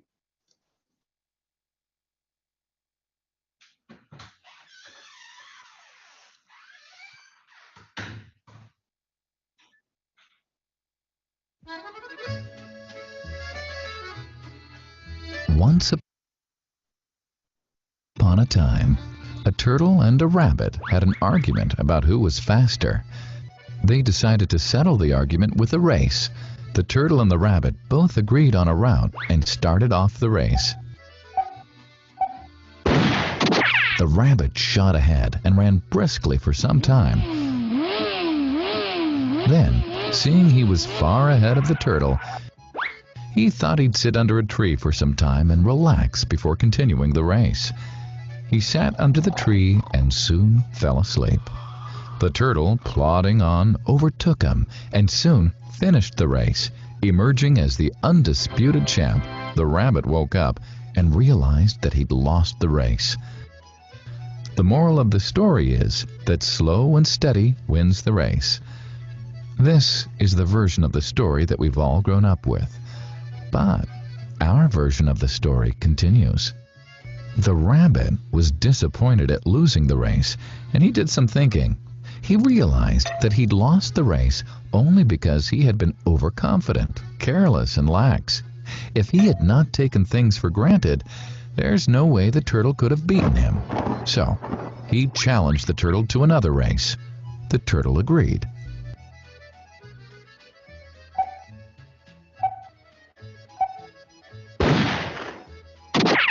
This time, the rabbit went all out and ran without stopping from start to finish. He won by several miles. The moral of the story?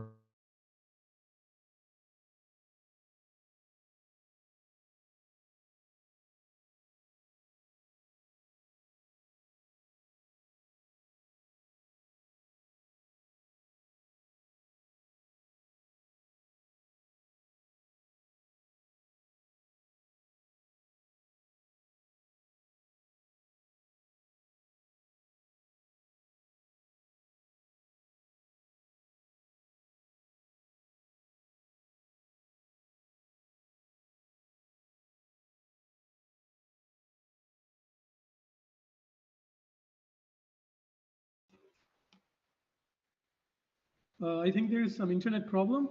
Is it working well with you, Mr. Gunjan?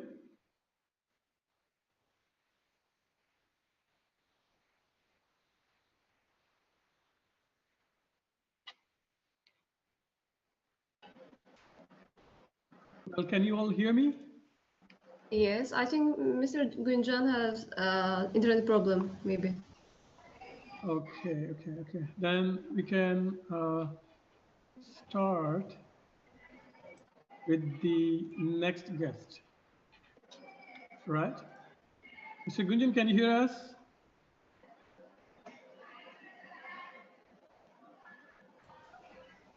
Yes, I can hear. Mr. Gunjan, I think it's not here.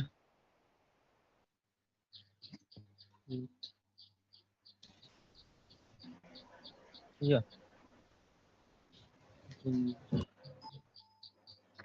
Is it here?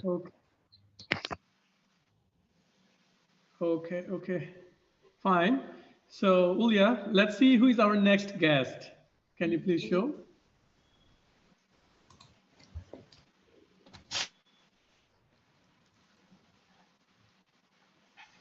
Oh my God.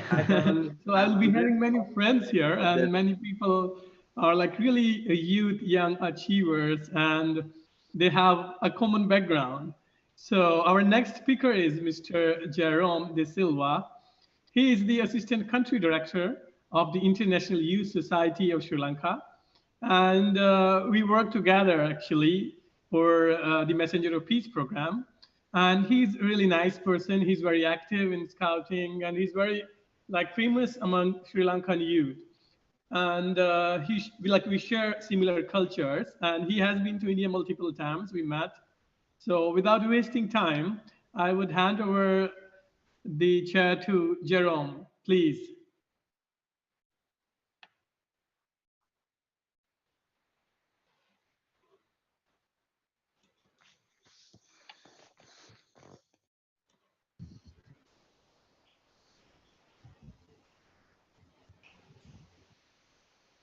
Hello, can you hear me? Yes, we can. How are you doing, Jerome? I'm good. How about you all? Yeah, we all are good. How's the situation there in Sri Lanka now? So far, so well. Yeah, everything is under control here. Oh, that's great. So, yes, please, your talk. So anyhow, greetings from Sri Lanka to all my fellow speakers and all the viewers through other platforms, including YouTube. So I am going to share with you all about something related to youth. Our topic is, I think, youth are already in action. They need direction, something like that. Am I correct, brother Kamal? Yes, perfect. Yeah, so I would like to share something briefly related to that topic. So already we went through some good speeches, very impressive ones. So I really appreciate that all. So anyhow, I like to say something about the adult role in youth life. So what is the adult role in youth life? So doubtlessly an adult can play an important role in youth life. So that's the fact. But unfortunately, in current condition, most of we cannot see that through our adults, because most of our adults currently like rulers. So they are on the position to make orders only. So we don't see that they are trying to become a part of youth life by showing a direction, by providing a guidance for them. So without doing this type of things, they always try to blame. So this is what we can clearly see nowadays in society. So therefore, I like to share something like a message with you all. To get the maximum from youth, they need the support of adults, because adults means it's all about experience.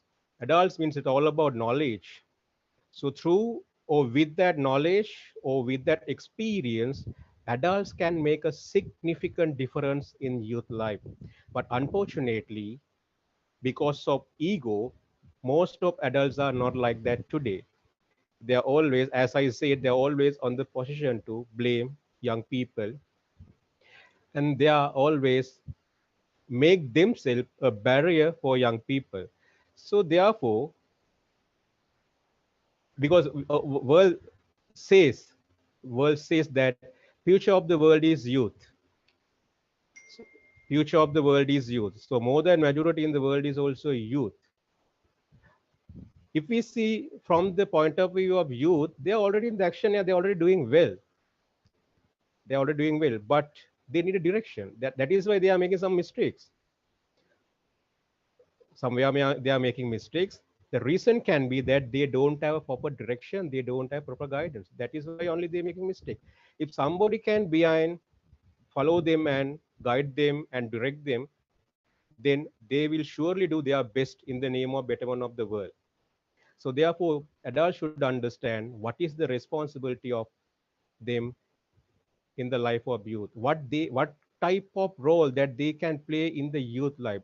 If they can realize that, if they can understand that, then there will be a good company between youth and adult, and that will really create a good understanding, and that will really helpful to achieve a lot in the world.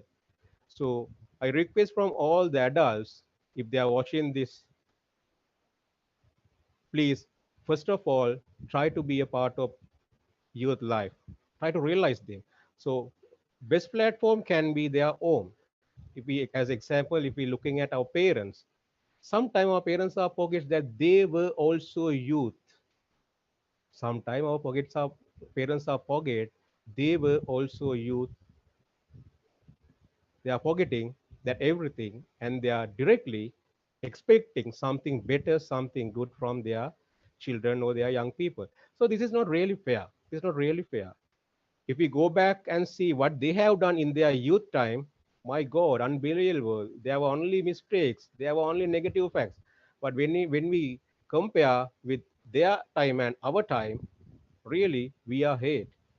But that kind of ego with them that stopped them. So therefore, all the adults should realize, must realize, youth can do a lot.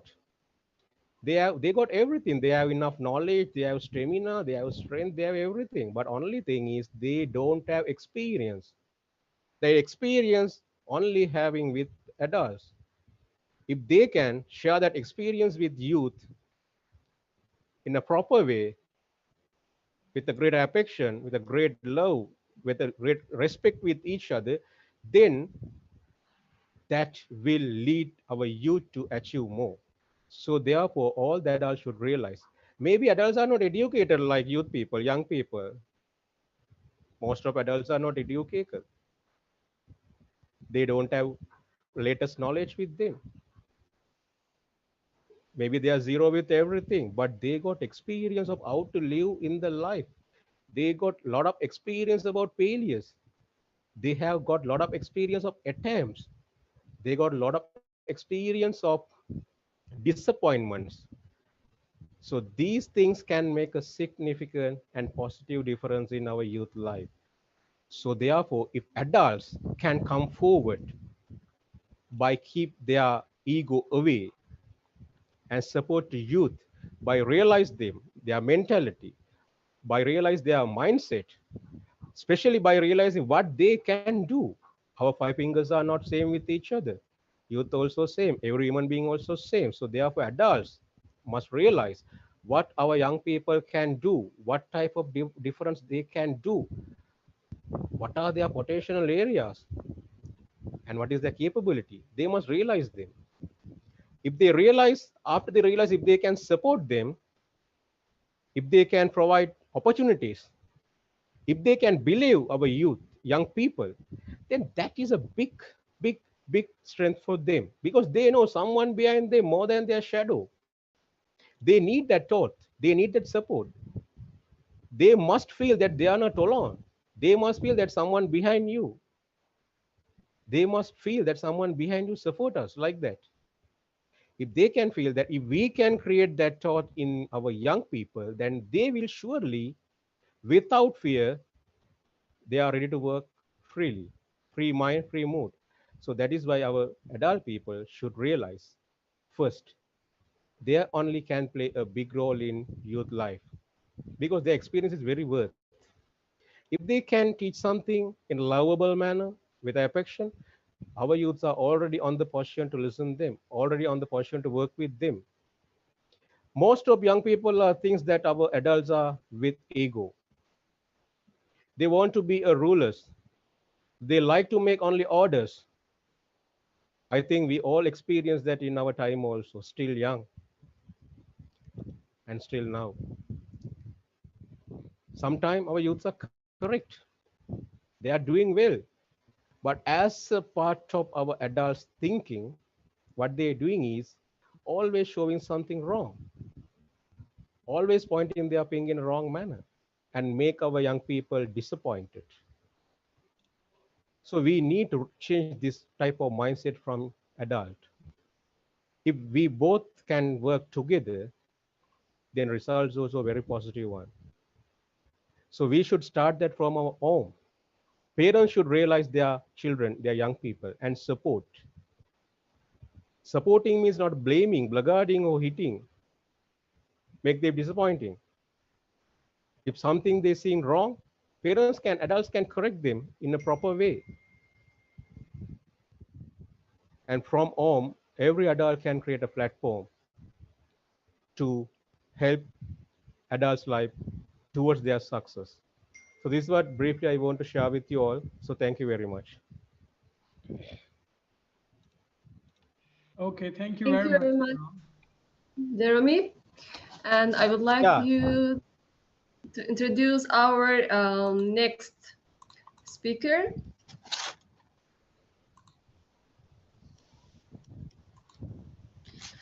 Our next speaker is Rizwan Jafar, the founder of Chairman Youth Parliament Pakistan. He is the founder of the first ever youth parliament in the history of Pakistan, and he represented his country around the world in many countries, and also he is a popular personality of media. Hi, Rizwan.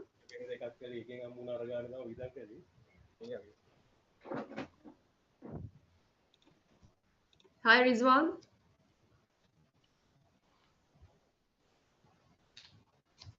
Can you hear us?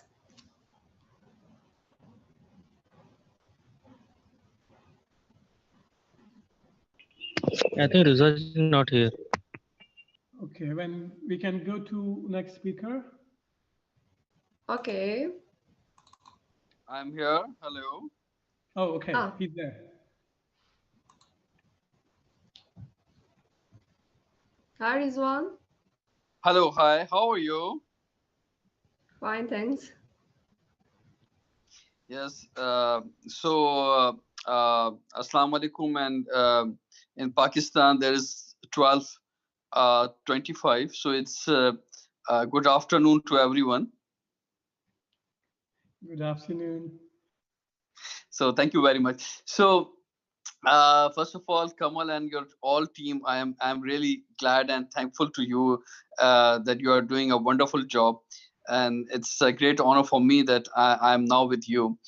And first of all, I just see a lot of scouts around the globe with you. So that is the amazing experience of scouting that we all have with us. And scouting is, everybody know that that is a wonderful and the biggest youth organization and the biggest volunteer movement of this world.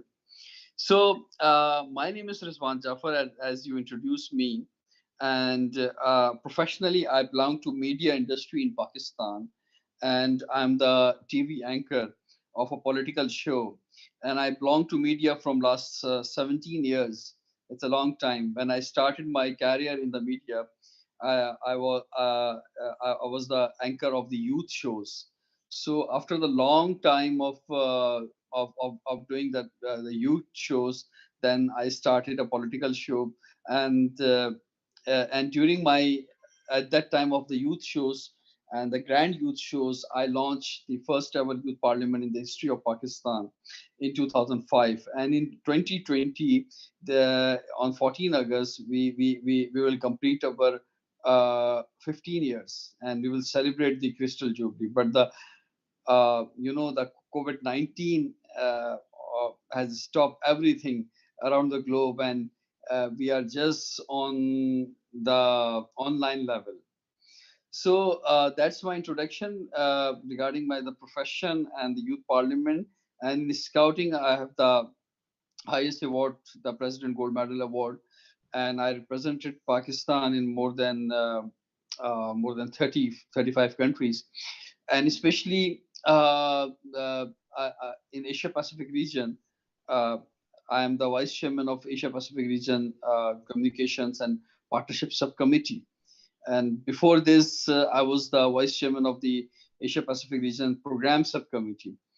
So that is the wonderful experience of scouting I have, and mostly the speakers and hopefully the viewers and listeners of this conclave are the scout, and if you're not the scout, hopefully you will join. So my topic is the global harmony, and it's very important for the youth to understand each other and to understand the different cultures and different religions and different mindset, and we can change our stereotype attitude regarding each other. So we are this is the global village, and especially in the time of the COVID-19, we are in the specific global village. Because of that lockdown, everyone on internet, and we are one family around the globe. That boundaries of the countries divided us, but basically the humanity is the biggest religion and biggest language and biggest thing that we can learn with each other. So my friends around the globe, uh, I am just saying you that you must travel in your life. I know this is the difficult time of the globe, that everything is stopped, but this is the not just the stop. This is the time to plan, and you can plan it for your future. You can plan it for your ambitions, your dream. In that time, this is the best time to talk with you by to yourself, and you can make your plans for the future. So the most important thing is that we will we will work, all the youth especially think that our elders give this our this world in which conditions, and after our time, what the world we will give to the next generation. So we can make this globe uh, more peaceful and more standardable to living there. The climate change is the biggest issue of this globe, and every year the COI and the COP was happen around the globe. I was also attended, uh, and especially the second issue after the climate change is the conflicts areas of the world. They are the war situations that are disturbing the world, and the and the and the and the nations, and within the nations, and out of the boundaries, there's a lot of conflicts there. So we can just, if we can just focus on that two areas, that the global climate change and the conflicts between the countries, uh, I think we will make ourselves the messenger of peace. That is a scouting, and also, and we can contribute with each other.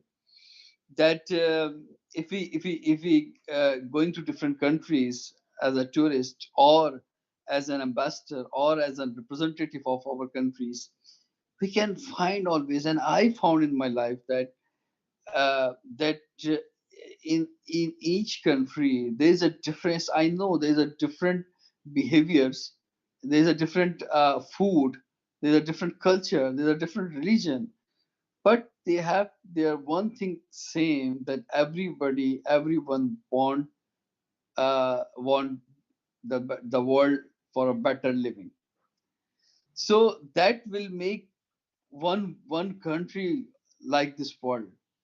So hopefully, especially the different global organization like Scout Movement and other organizations, and this type of forums give us the opportunity uh, to think beyond the limit, to think out of the box, and we can make this world for a better living.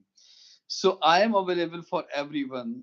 My Rizwan Jafar is my Facebook, Twitter, and my TV show also welcome you all to share your views, to share your ambitions, and you share your positive vibes uh, from you, to give the message that we will make this world better for the future. So once again, thank you very much for this great initiative, and thank you very much for include me, and hopefully we will work together. And after this COVID, this is I think this is a small time in our life. I'm also in lockdown, but hopefully after 1 month or 2 months or 3 months, we will go towards our regular life that we had, and again we will start, but we will start the new world, which have the God want from us, and that is not to disturb each other, and not this destroy the world. So thank you very much. Thank you very much, Rizwanji. Thank you very much. That was really Thank you wonderful. very And I much. do believe, and I agree with some of your sentences, because there are many stereotypes in the world without traveling. Like we usually think that this place is not good, that place is not good.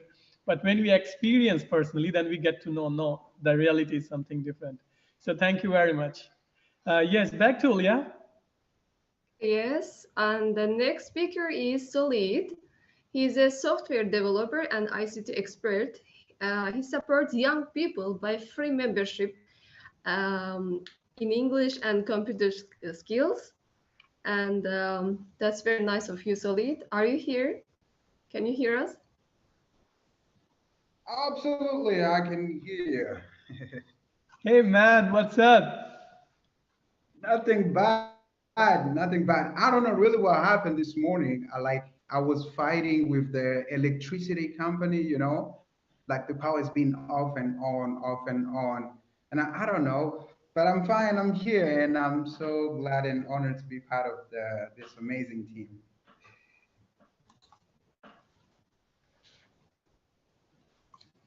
All right. So first, I was supposed to bring entertainment, and this is my very first time to kind of do these things online. And I know it's been also one of those first things you've been doing because of this lockdown, like everybody at least have tried something very new. And I really wanted to make this session a little bit interactive, right? We have the chat box right there. And I'm pretty sure if you can type, this will be really amazing. And we're just going to collect something and we will proceed. So I wanted to ask one question. Please respond on the chat box, okay? So what was the last time, okay? When was the last time you did something for the first time?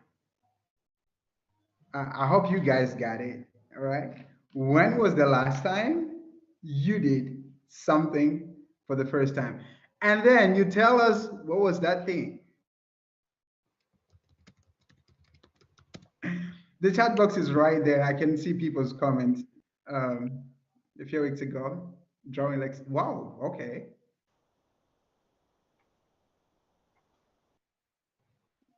Current events. Can you react? When was the last time you did something for the very first time? Challenging you, I'd say now. What did you just do now, Pierre? In August, I traveled for the first time. Yes, Pierre. Wow. Interesting. Ulia, in August, that's when you did something for the first time. For the last time, I mean, something for the first time, last time. Okay, we have other participants. Kamal, I don't know if on Facebook there are some interactions on live YouTube for people who have done.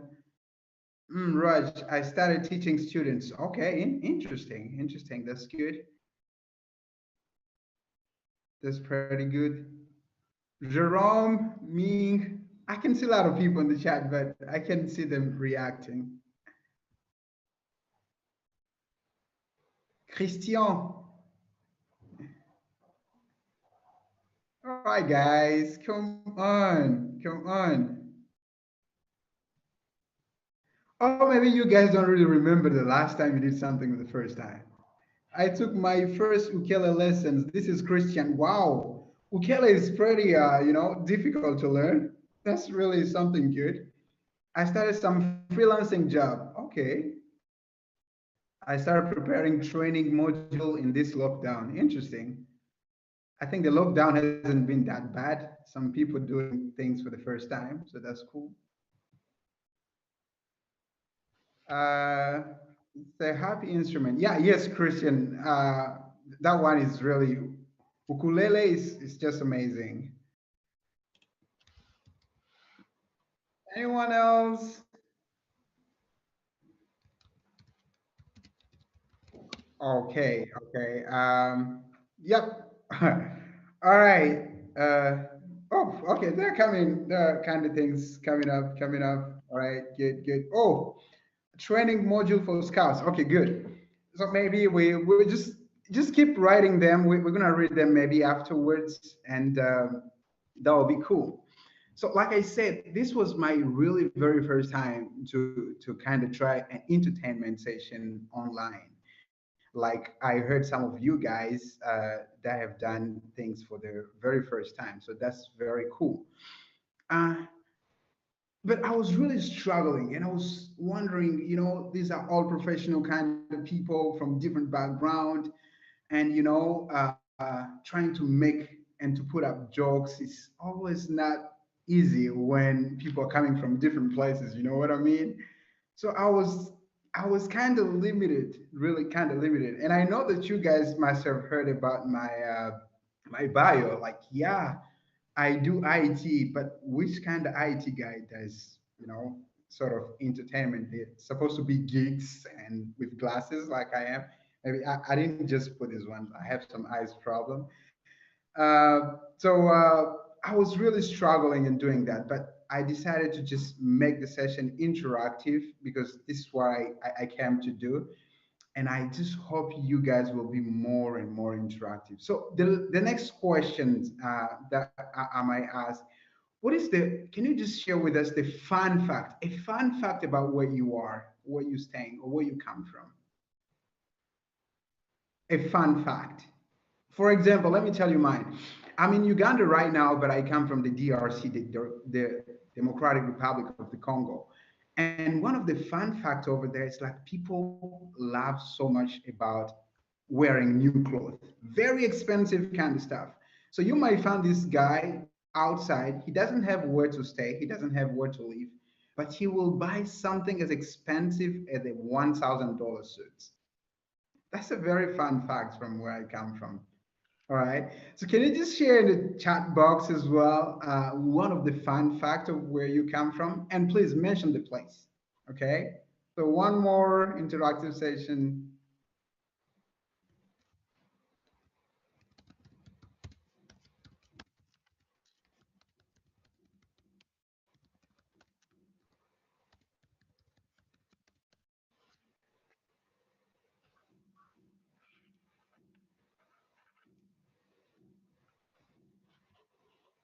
We just have a few minutes left. I was just helping you to take the break.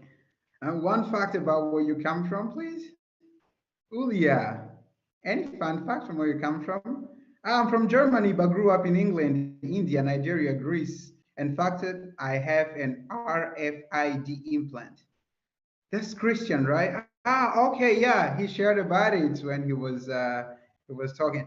By the way, Christian, we would really okay. That will be a personal question, but I would really want to know the features of that RFID implant. Anyone else want to share a fun fact about where they are, where they come from? We just have a few minutes left.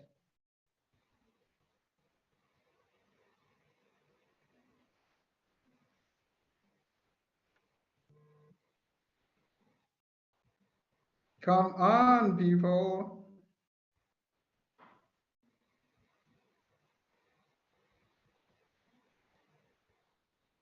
Okay, I can open my door with it. I can reprogram it, and I can pull my LinkedIn profile to scan me. Wow. I'd love to have that too, Christian. All right, I'm from Austria and I live in Taiwan. Fun fact is neither one of those places have a great sense of humor. Okay, that's funny. From India, I'm from India, Karnataka State UPD district. Yeah, what is the fun fact, Raj, about where you come from? In Kigali right now, the food is full of funny combination, but tastes well anyways, as long as you're hungry. Yes, yeah, that's what I'm so I just agree with you. Kigali is crazy. Like you might have a mix of food and it's really weird, but yeah, as long as you're hungry, you gotta eat. From India best. Ah, okay, hey man. All right, all right.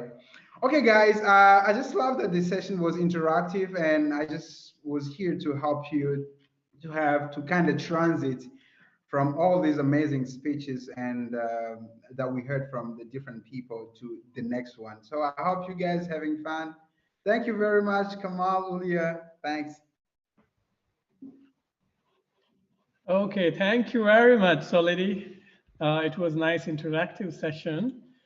Because we are running late because of some all of a sudden rescheduling, so we have to leave the break part. I know it can be very hectic for you, like you didn't get time. So whenever you get time, just please you can mute yourself, and then you can turn off the video and you can go for a break and come back. So we are inviting our next speaker now. Ulia, can you please show next? So meanwhile, I would repeat again for your information that there will be some more speakers. They will be the part of our youth talks. So we will be having them in next days. So they will be having around 20 to 30 minutes or even more of their individual talks. So you are always welcome to join us on Facebook and on YouTube, and you can watch them live and have a direct interactions. And we will be posting about them, like what is their personal introduction, what they are specialized in, what they're working about these days, and what will be their topics. So stay away about these the coronavirus things, and definitely stay home when you are in lockdown. Follow the rules of the government, and you can connect online with us every time. Okay, so wonderful. we have our next speaker, Munira Pullodi. She is a human rights activist in the United States. She's in New York City, and she used to work with the United Nations headquarters as well. And I met her personally, and I found she's a good speaker. She's very active. She's intellectual, and when she shared her thoughts about youth and how youth work in different countries, and how the youth can involve in different reforms and activities, and we can complete the sentence which we used to say, creating a better world. So yes, Munira, it's up to you. Hi, Kamal. Thank you. Can you hear me? Oh, yes. Hi, thank you for having me. I'm very humbled. So yeah, this is an incredible opportunity, and I'm very happy to be presenting on this topic.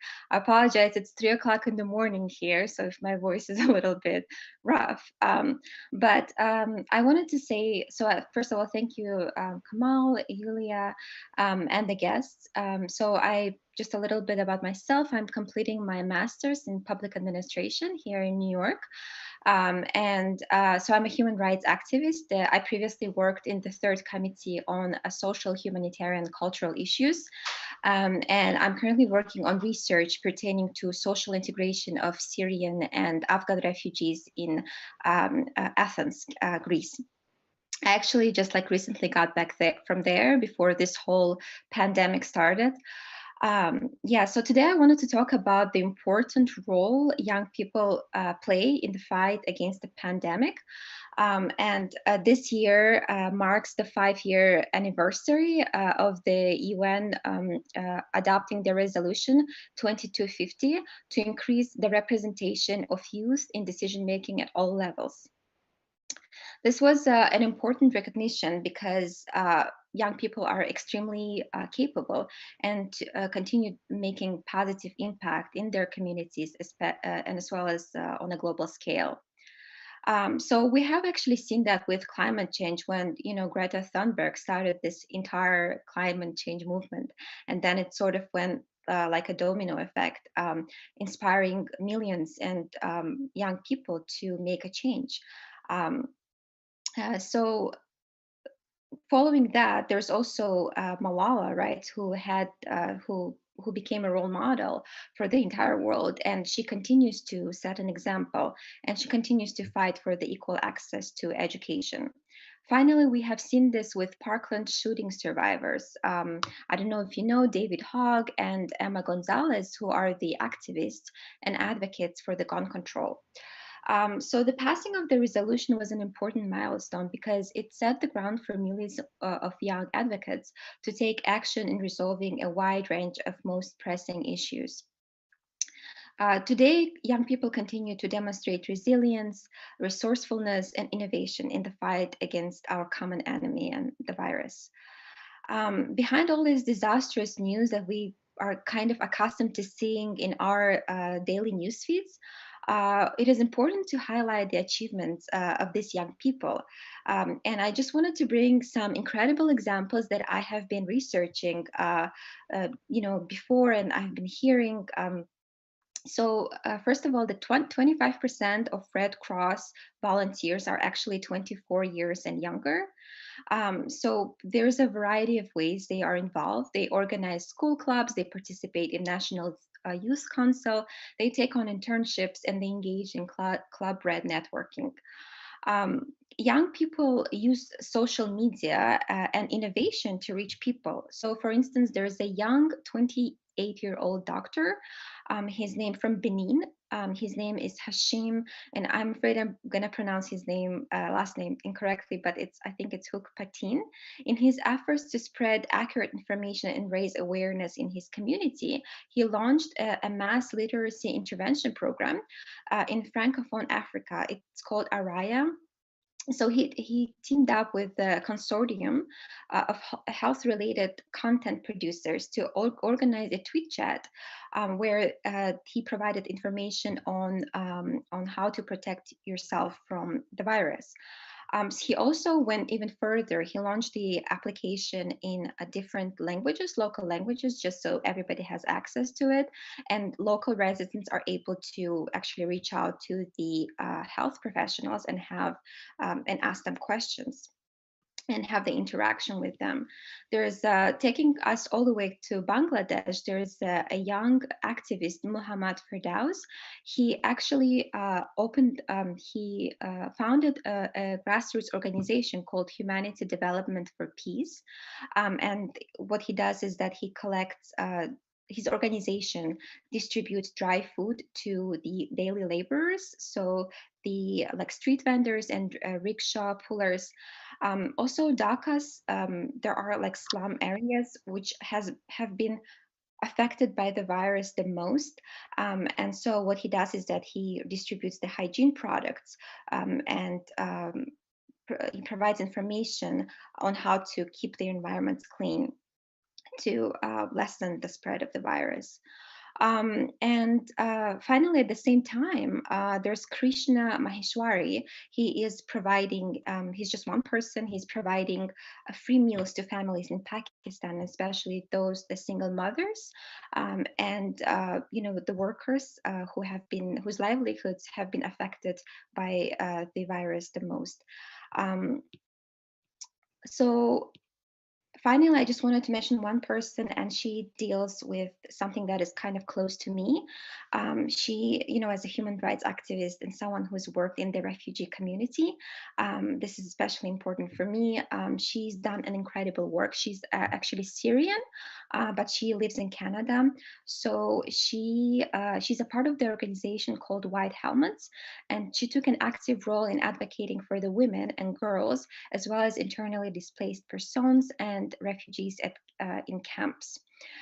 These groups are especially affected by the pandemic because they often lack the basic resources needed to protect ourselves. And it's also extremely difficult to practice social distancing in camps. As you know, that a lot of them are overcramped. So people don't have like the masks, the basic protective equipment. And despite all of that, these young people, they have been extremely active in providing support to their communities.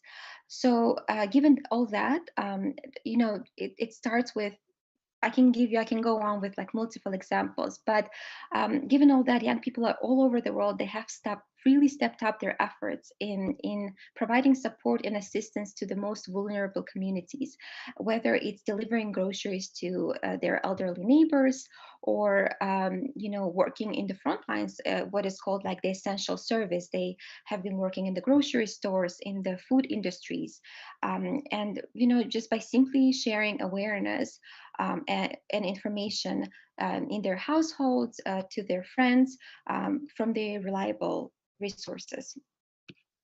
I think one of the major challenges that most people face nowadays, young people especially, is how much they have been affected by the education, how much the education system has reformed and went digital.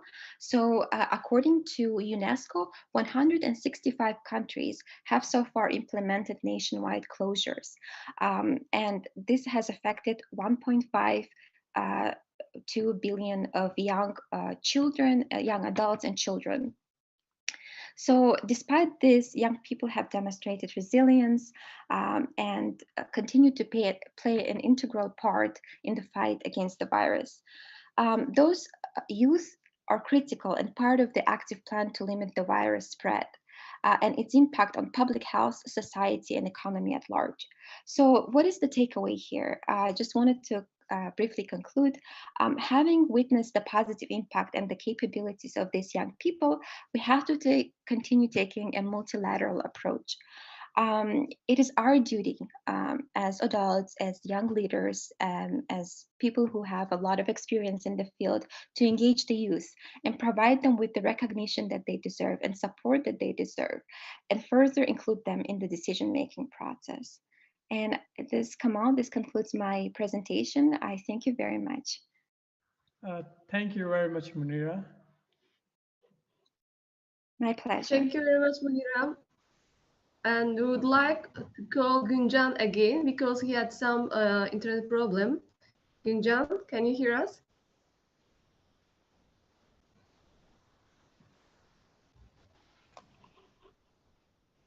Gunjan?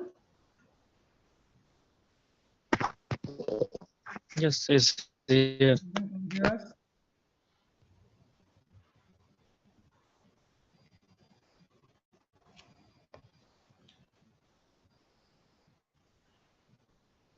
Can you hear us? We would like to have some question then. Is there anyone who wants to ask any question? Please unmute yourself and you can ask a question.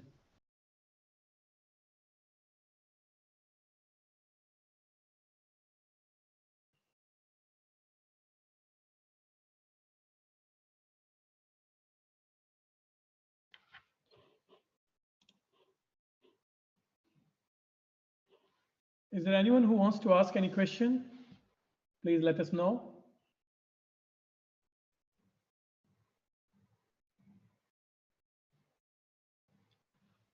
Okay, Munir, are you still there? I might have a questions to you. Yes, Kamal. Okay. I know, like the time difference from Shanghai to New York City is like 12 hours. So you are like in super early morning. So That's right. I was wondering, like, I wanted to ask how's the situation there and how, like, what do you think? What would be the future in next 1 month? So in the US or worldwide? Okay. In the US, well, I can speak of the US because I'm currently here. I'm dealing with the whole thing from the perspective. So from the US perspective, I think things have been pretty steady for the past 2 weeks. There are, I was just looking at this statistics from New York Times. They presented statistics on like what the states are, so which states are reopening, which states are planning to reopen soon, and which are still in lockdown. So the East Coast, most of the East Coast is in lockdown right now. We're not in a strict lockdown, so we're still able to go out and, you know, but we do have a stay-at-home order. And like West Coast, California as well. But there are some states that they're like partially reopening their businesses, like Montana and Minnesota, I think. So I think the good news is that we have seen the decrease in number of cases. So that's a good thing. But I think it will take a little bit of time before, you know, things go back to normal. Okay, I do understand. Yes, thank you very much. Sure. All right. So Ulia, let's move to the next speaker.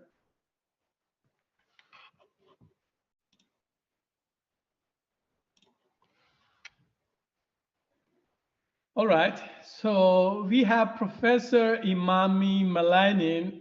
He is the executive director of the Global Diplomats in Morocco. So you can say that he is the representative of the Arab region now for us. And the good thing is that he's also working with the Model United Nations program, and he's very, very, what would you say, he's kind of a scholar in the knowledge of the United Nations. So definitely he is the inspiration like for the youth, and we are looking forward to listen to him. Yes, Imami. Thank you very much. First of all, I would like to congratulate you, Kamal, for organizing this. This is something huge. This is something actually big. That's a revolutionary idea. You made it happen. So congratulations. And without any further ado, I would start from where Munira ended, like our role as youth, our role as leaders, our role as people who made it happen or on the way of making it happen, to bridge and to raise awareness when it comes to the global issues and when it comes to all the issues that challenging the globe. And from that, I've heard all the interventions. I've been here from the very beginning of this conference, and some of them are theoretical, some of them talking about beautiful experiences, some of them are introducing and calling for other initiatives. Therefore, I'll be talking about two things: the role of youth and the role of leaders when it comes to creating platform and to leading the youth that doesn't have awareness when it comes to global issues, and this mindset of thinking globally and acting locally when it comes to the issues. And this is actually one of the things why we are making Model United Nations and the other simulations as well. And this is one of our core values. Kamal, you will be understanding this message very well, because we are trying to make the youth have a sense of what's happening internationally speaking by simplifying the problematics that are happening occurrently and trying to make them know the rules of procedure, the complexity of the organs of the organizations, whether it is the UN or the European Union or the NATO, you name it, like from the international organizations, and we're trying to make them have a sense of the rules of procedure and the protocol, and meanwhile discuss the current issues so they can know what these current issues globally are alike, and how these global issues are affecting them locally and how they can react to them locally. And one of the biggest initiatives right now the United Nations are introducing to the world is the new agenda of 2013 Sustainable Development Goals. And it's trying to make the youth inclusive when it comes to the solution, and trying to use all the platforms that are available when it comes to creating the solution, because the solutions cannot, they got to the point that they understand that the solution cannot be centralized.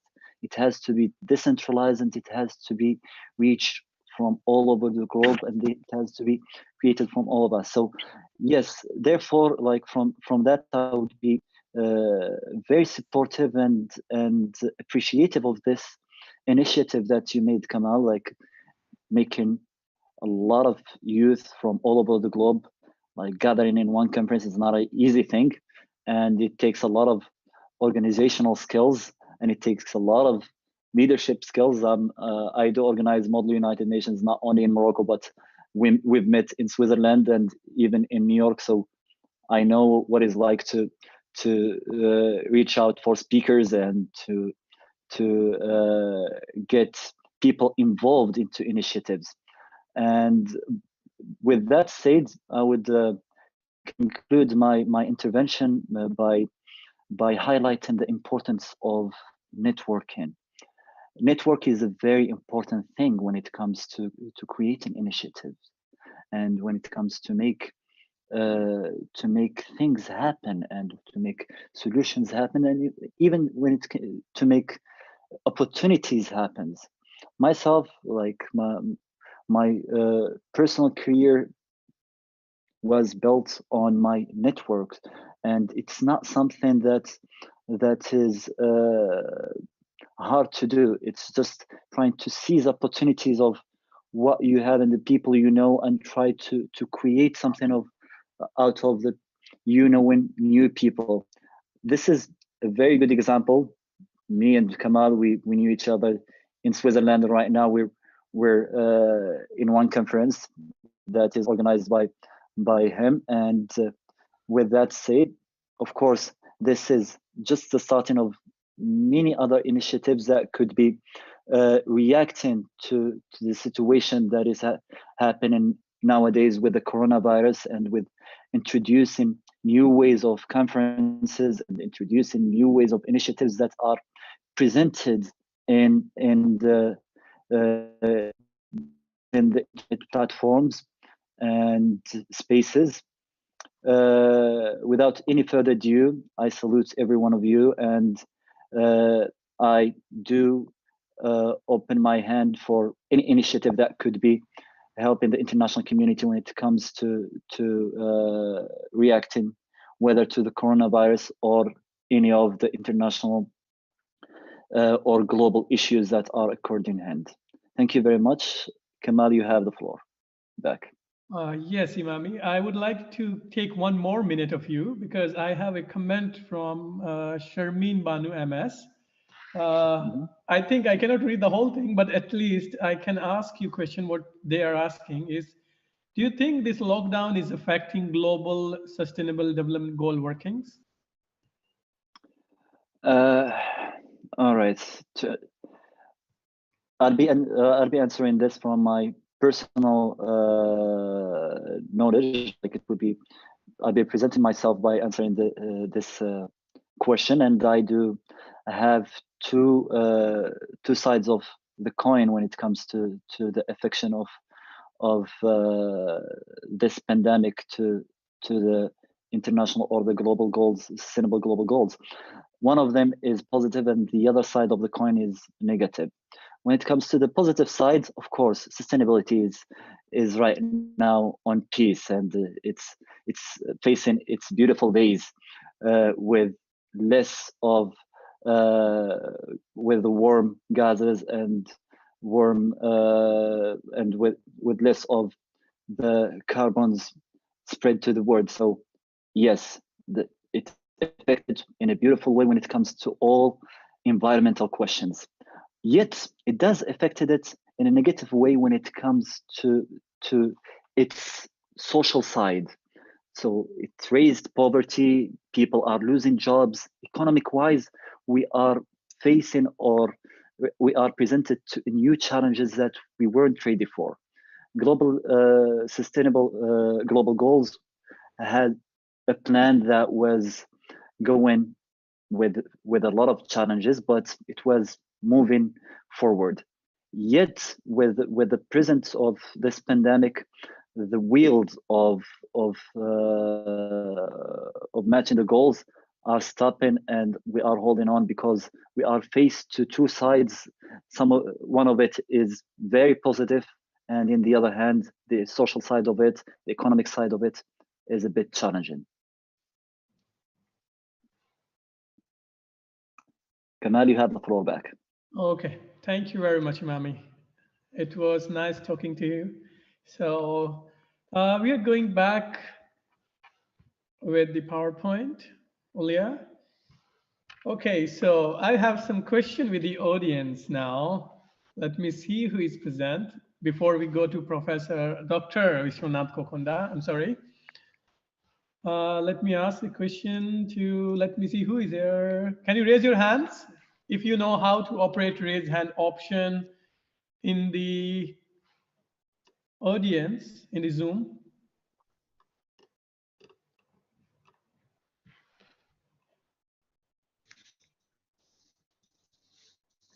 Okay. Anybody has any question? Okay, Sharmeen Banu MS. Samarin. Remy. Okay, one more. Yes, Remy, do you have something to say?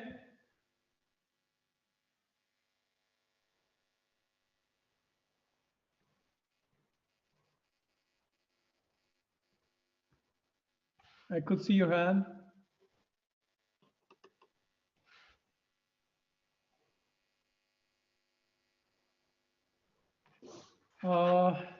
I can see your question, but fortunately, unfortunately, we can't actually take this. So any other thing? As we said earlier, that this is a forum, and this conclave is designed to bring all you together. And we are finding people from different backgrounds. They come together and they share their ideas, and we share our experiences with each other, and how to make this world much more better, right? And this is all about networking, connectivity, and the first basic rule is that we are not involved into politics. We are not into involved into race. We are not involved into sexist activities, and definitely not into religious work. So before we go to next speaker, let me see if we have time. No, we can start with our next speaker then. Ulia, can you show him?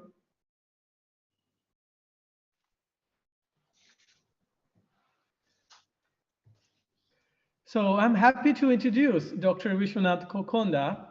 He's from India and he's currently in the United Kingdom. He's the entrepreneur, an author, a coach, and I have watched his videos. Like, he's very motivational, and I really like his insights personally. And the best thing about him is that he can reach to the heart of people. So yes, Dr. Vishwanath, the stage is yours.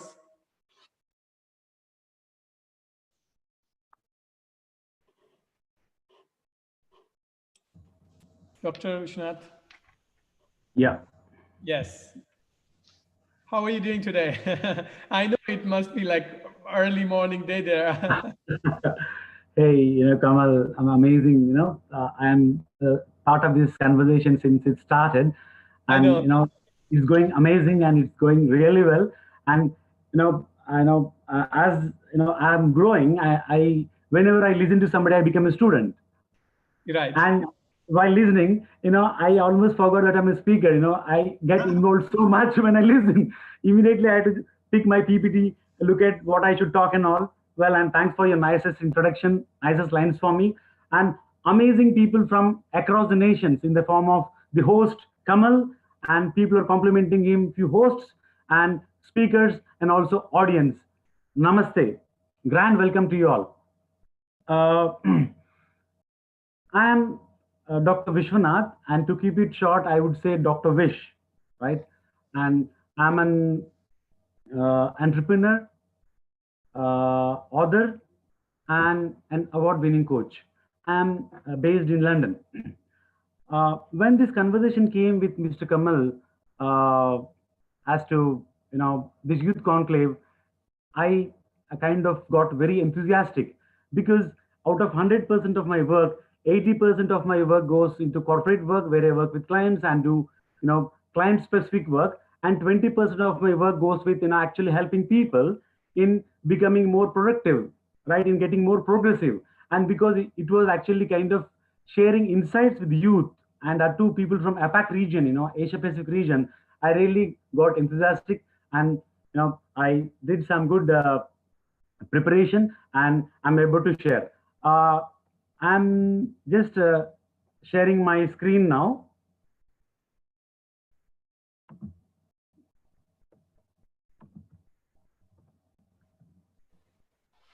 I think I should be permitted to share my screen. Okay, let me check.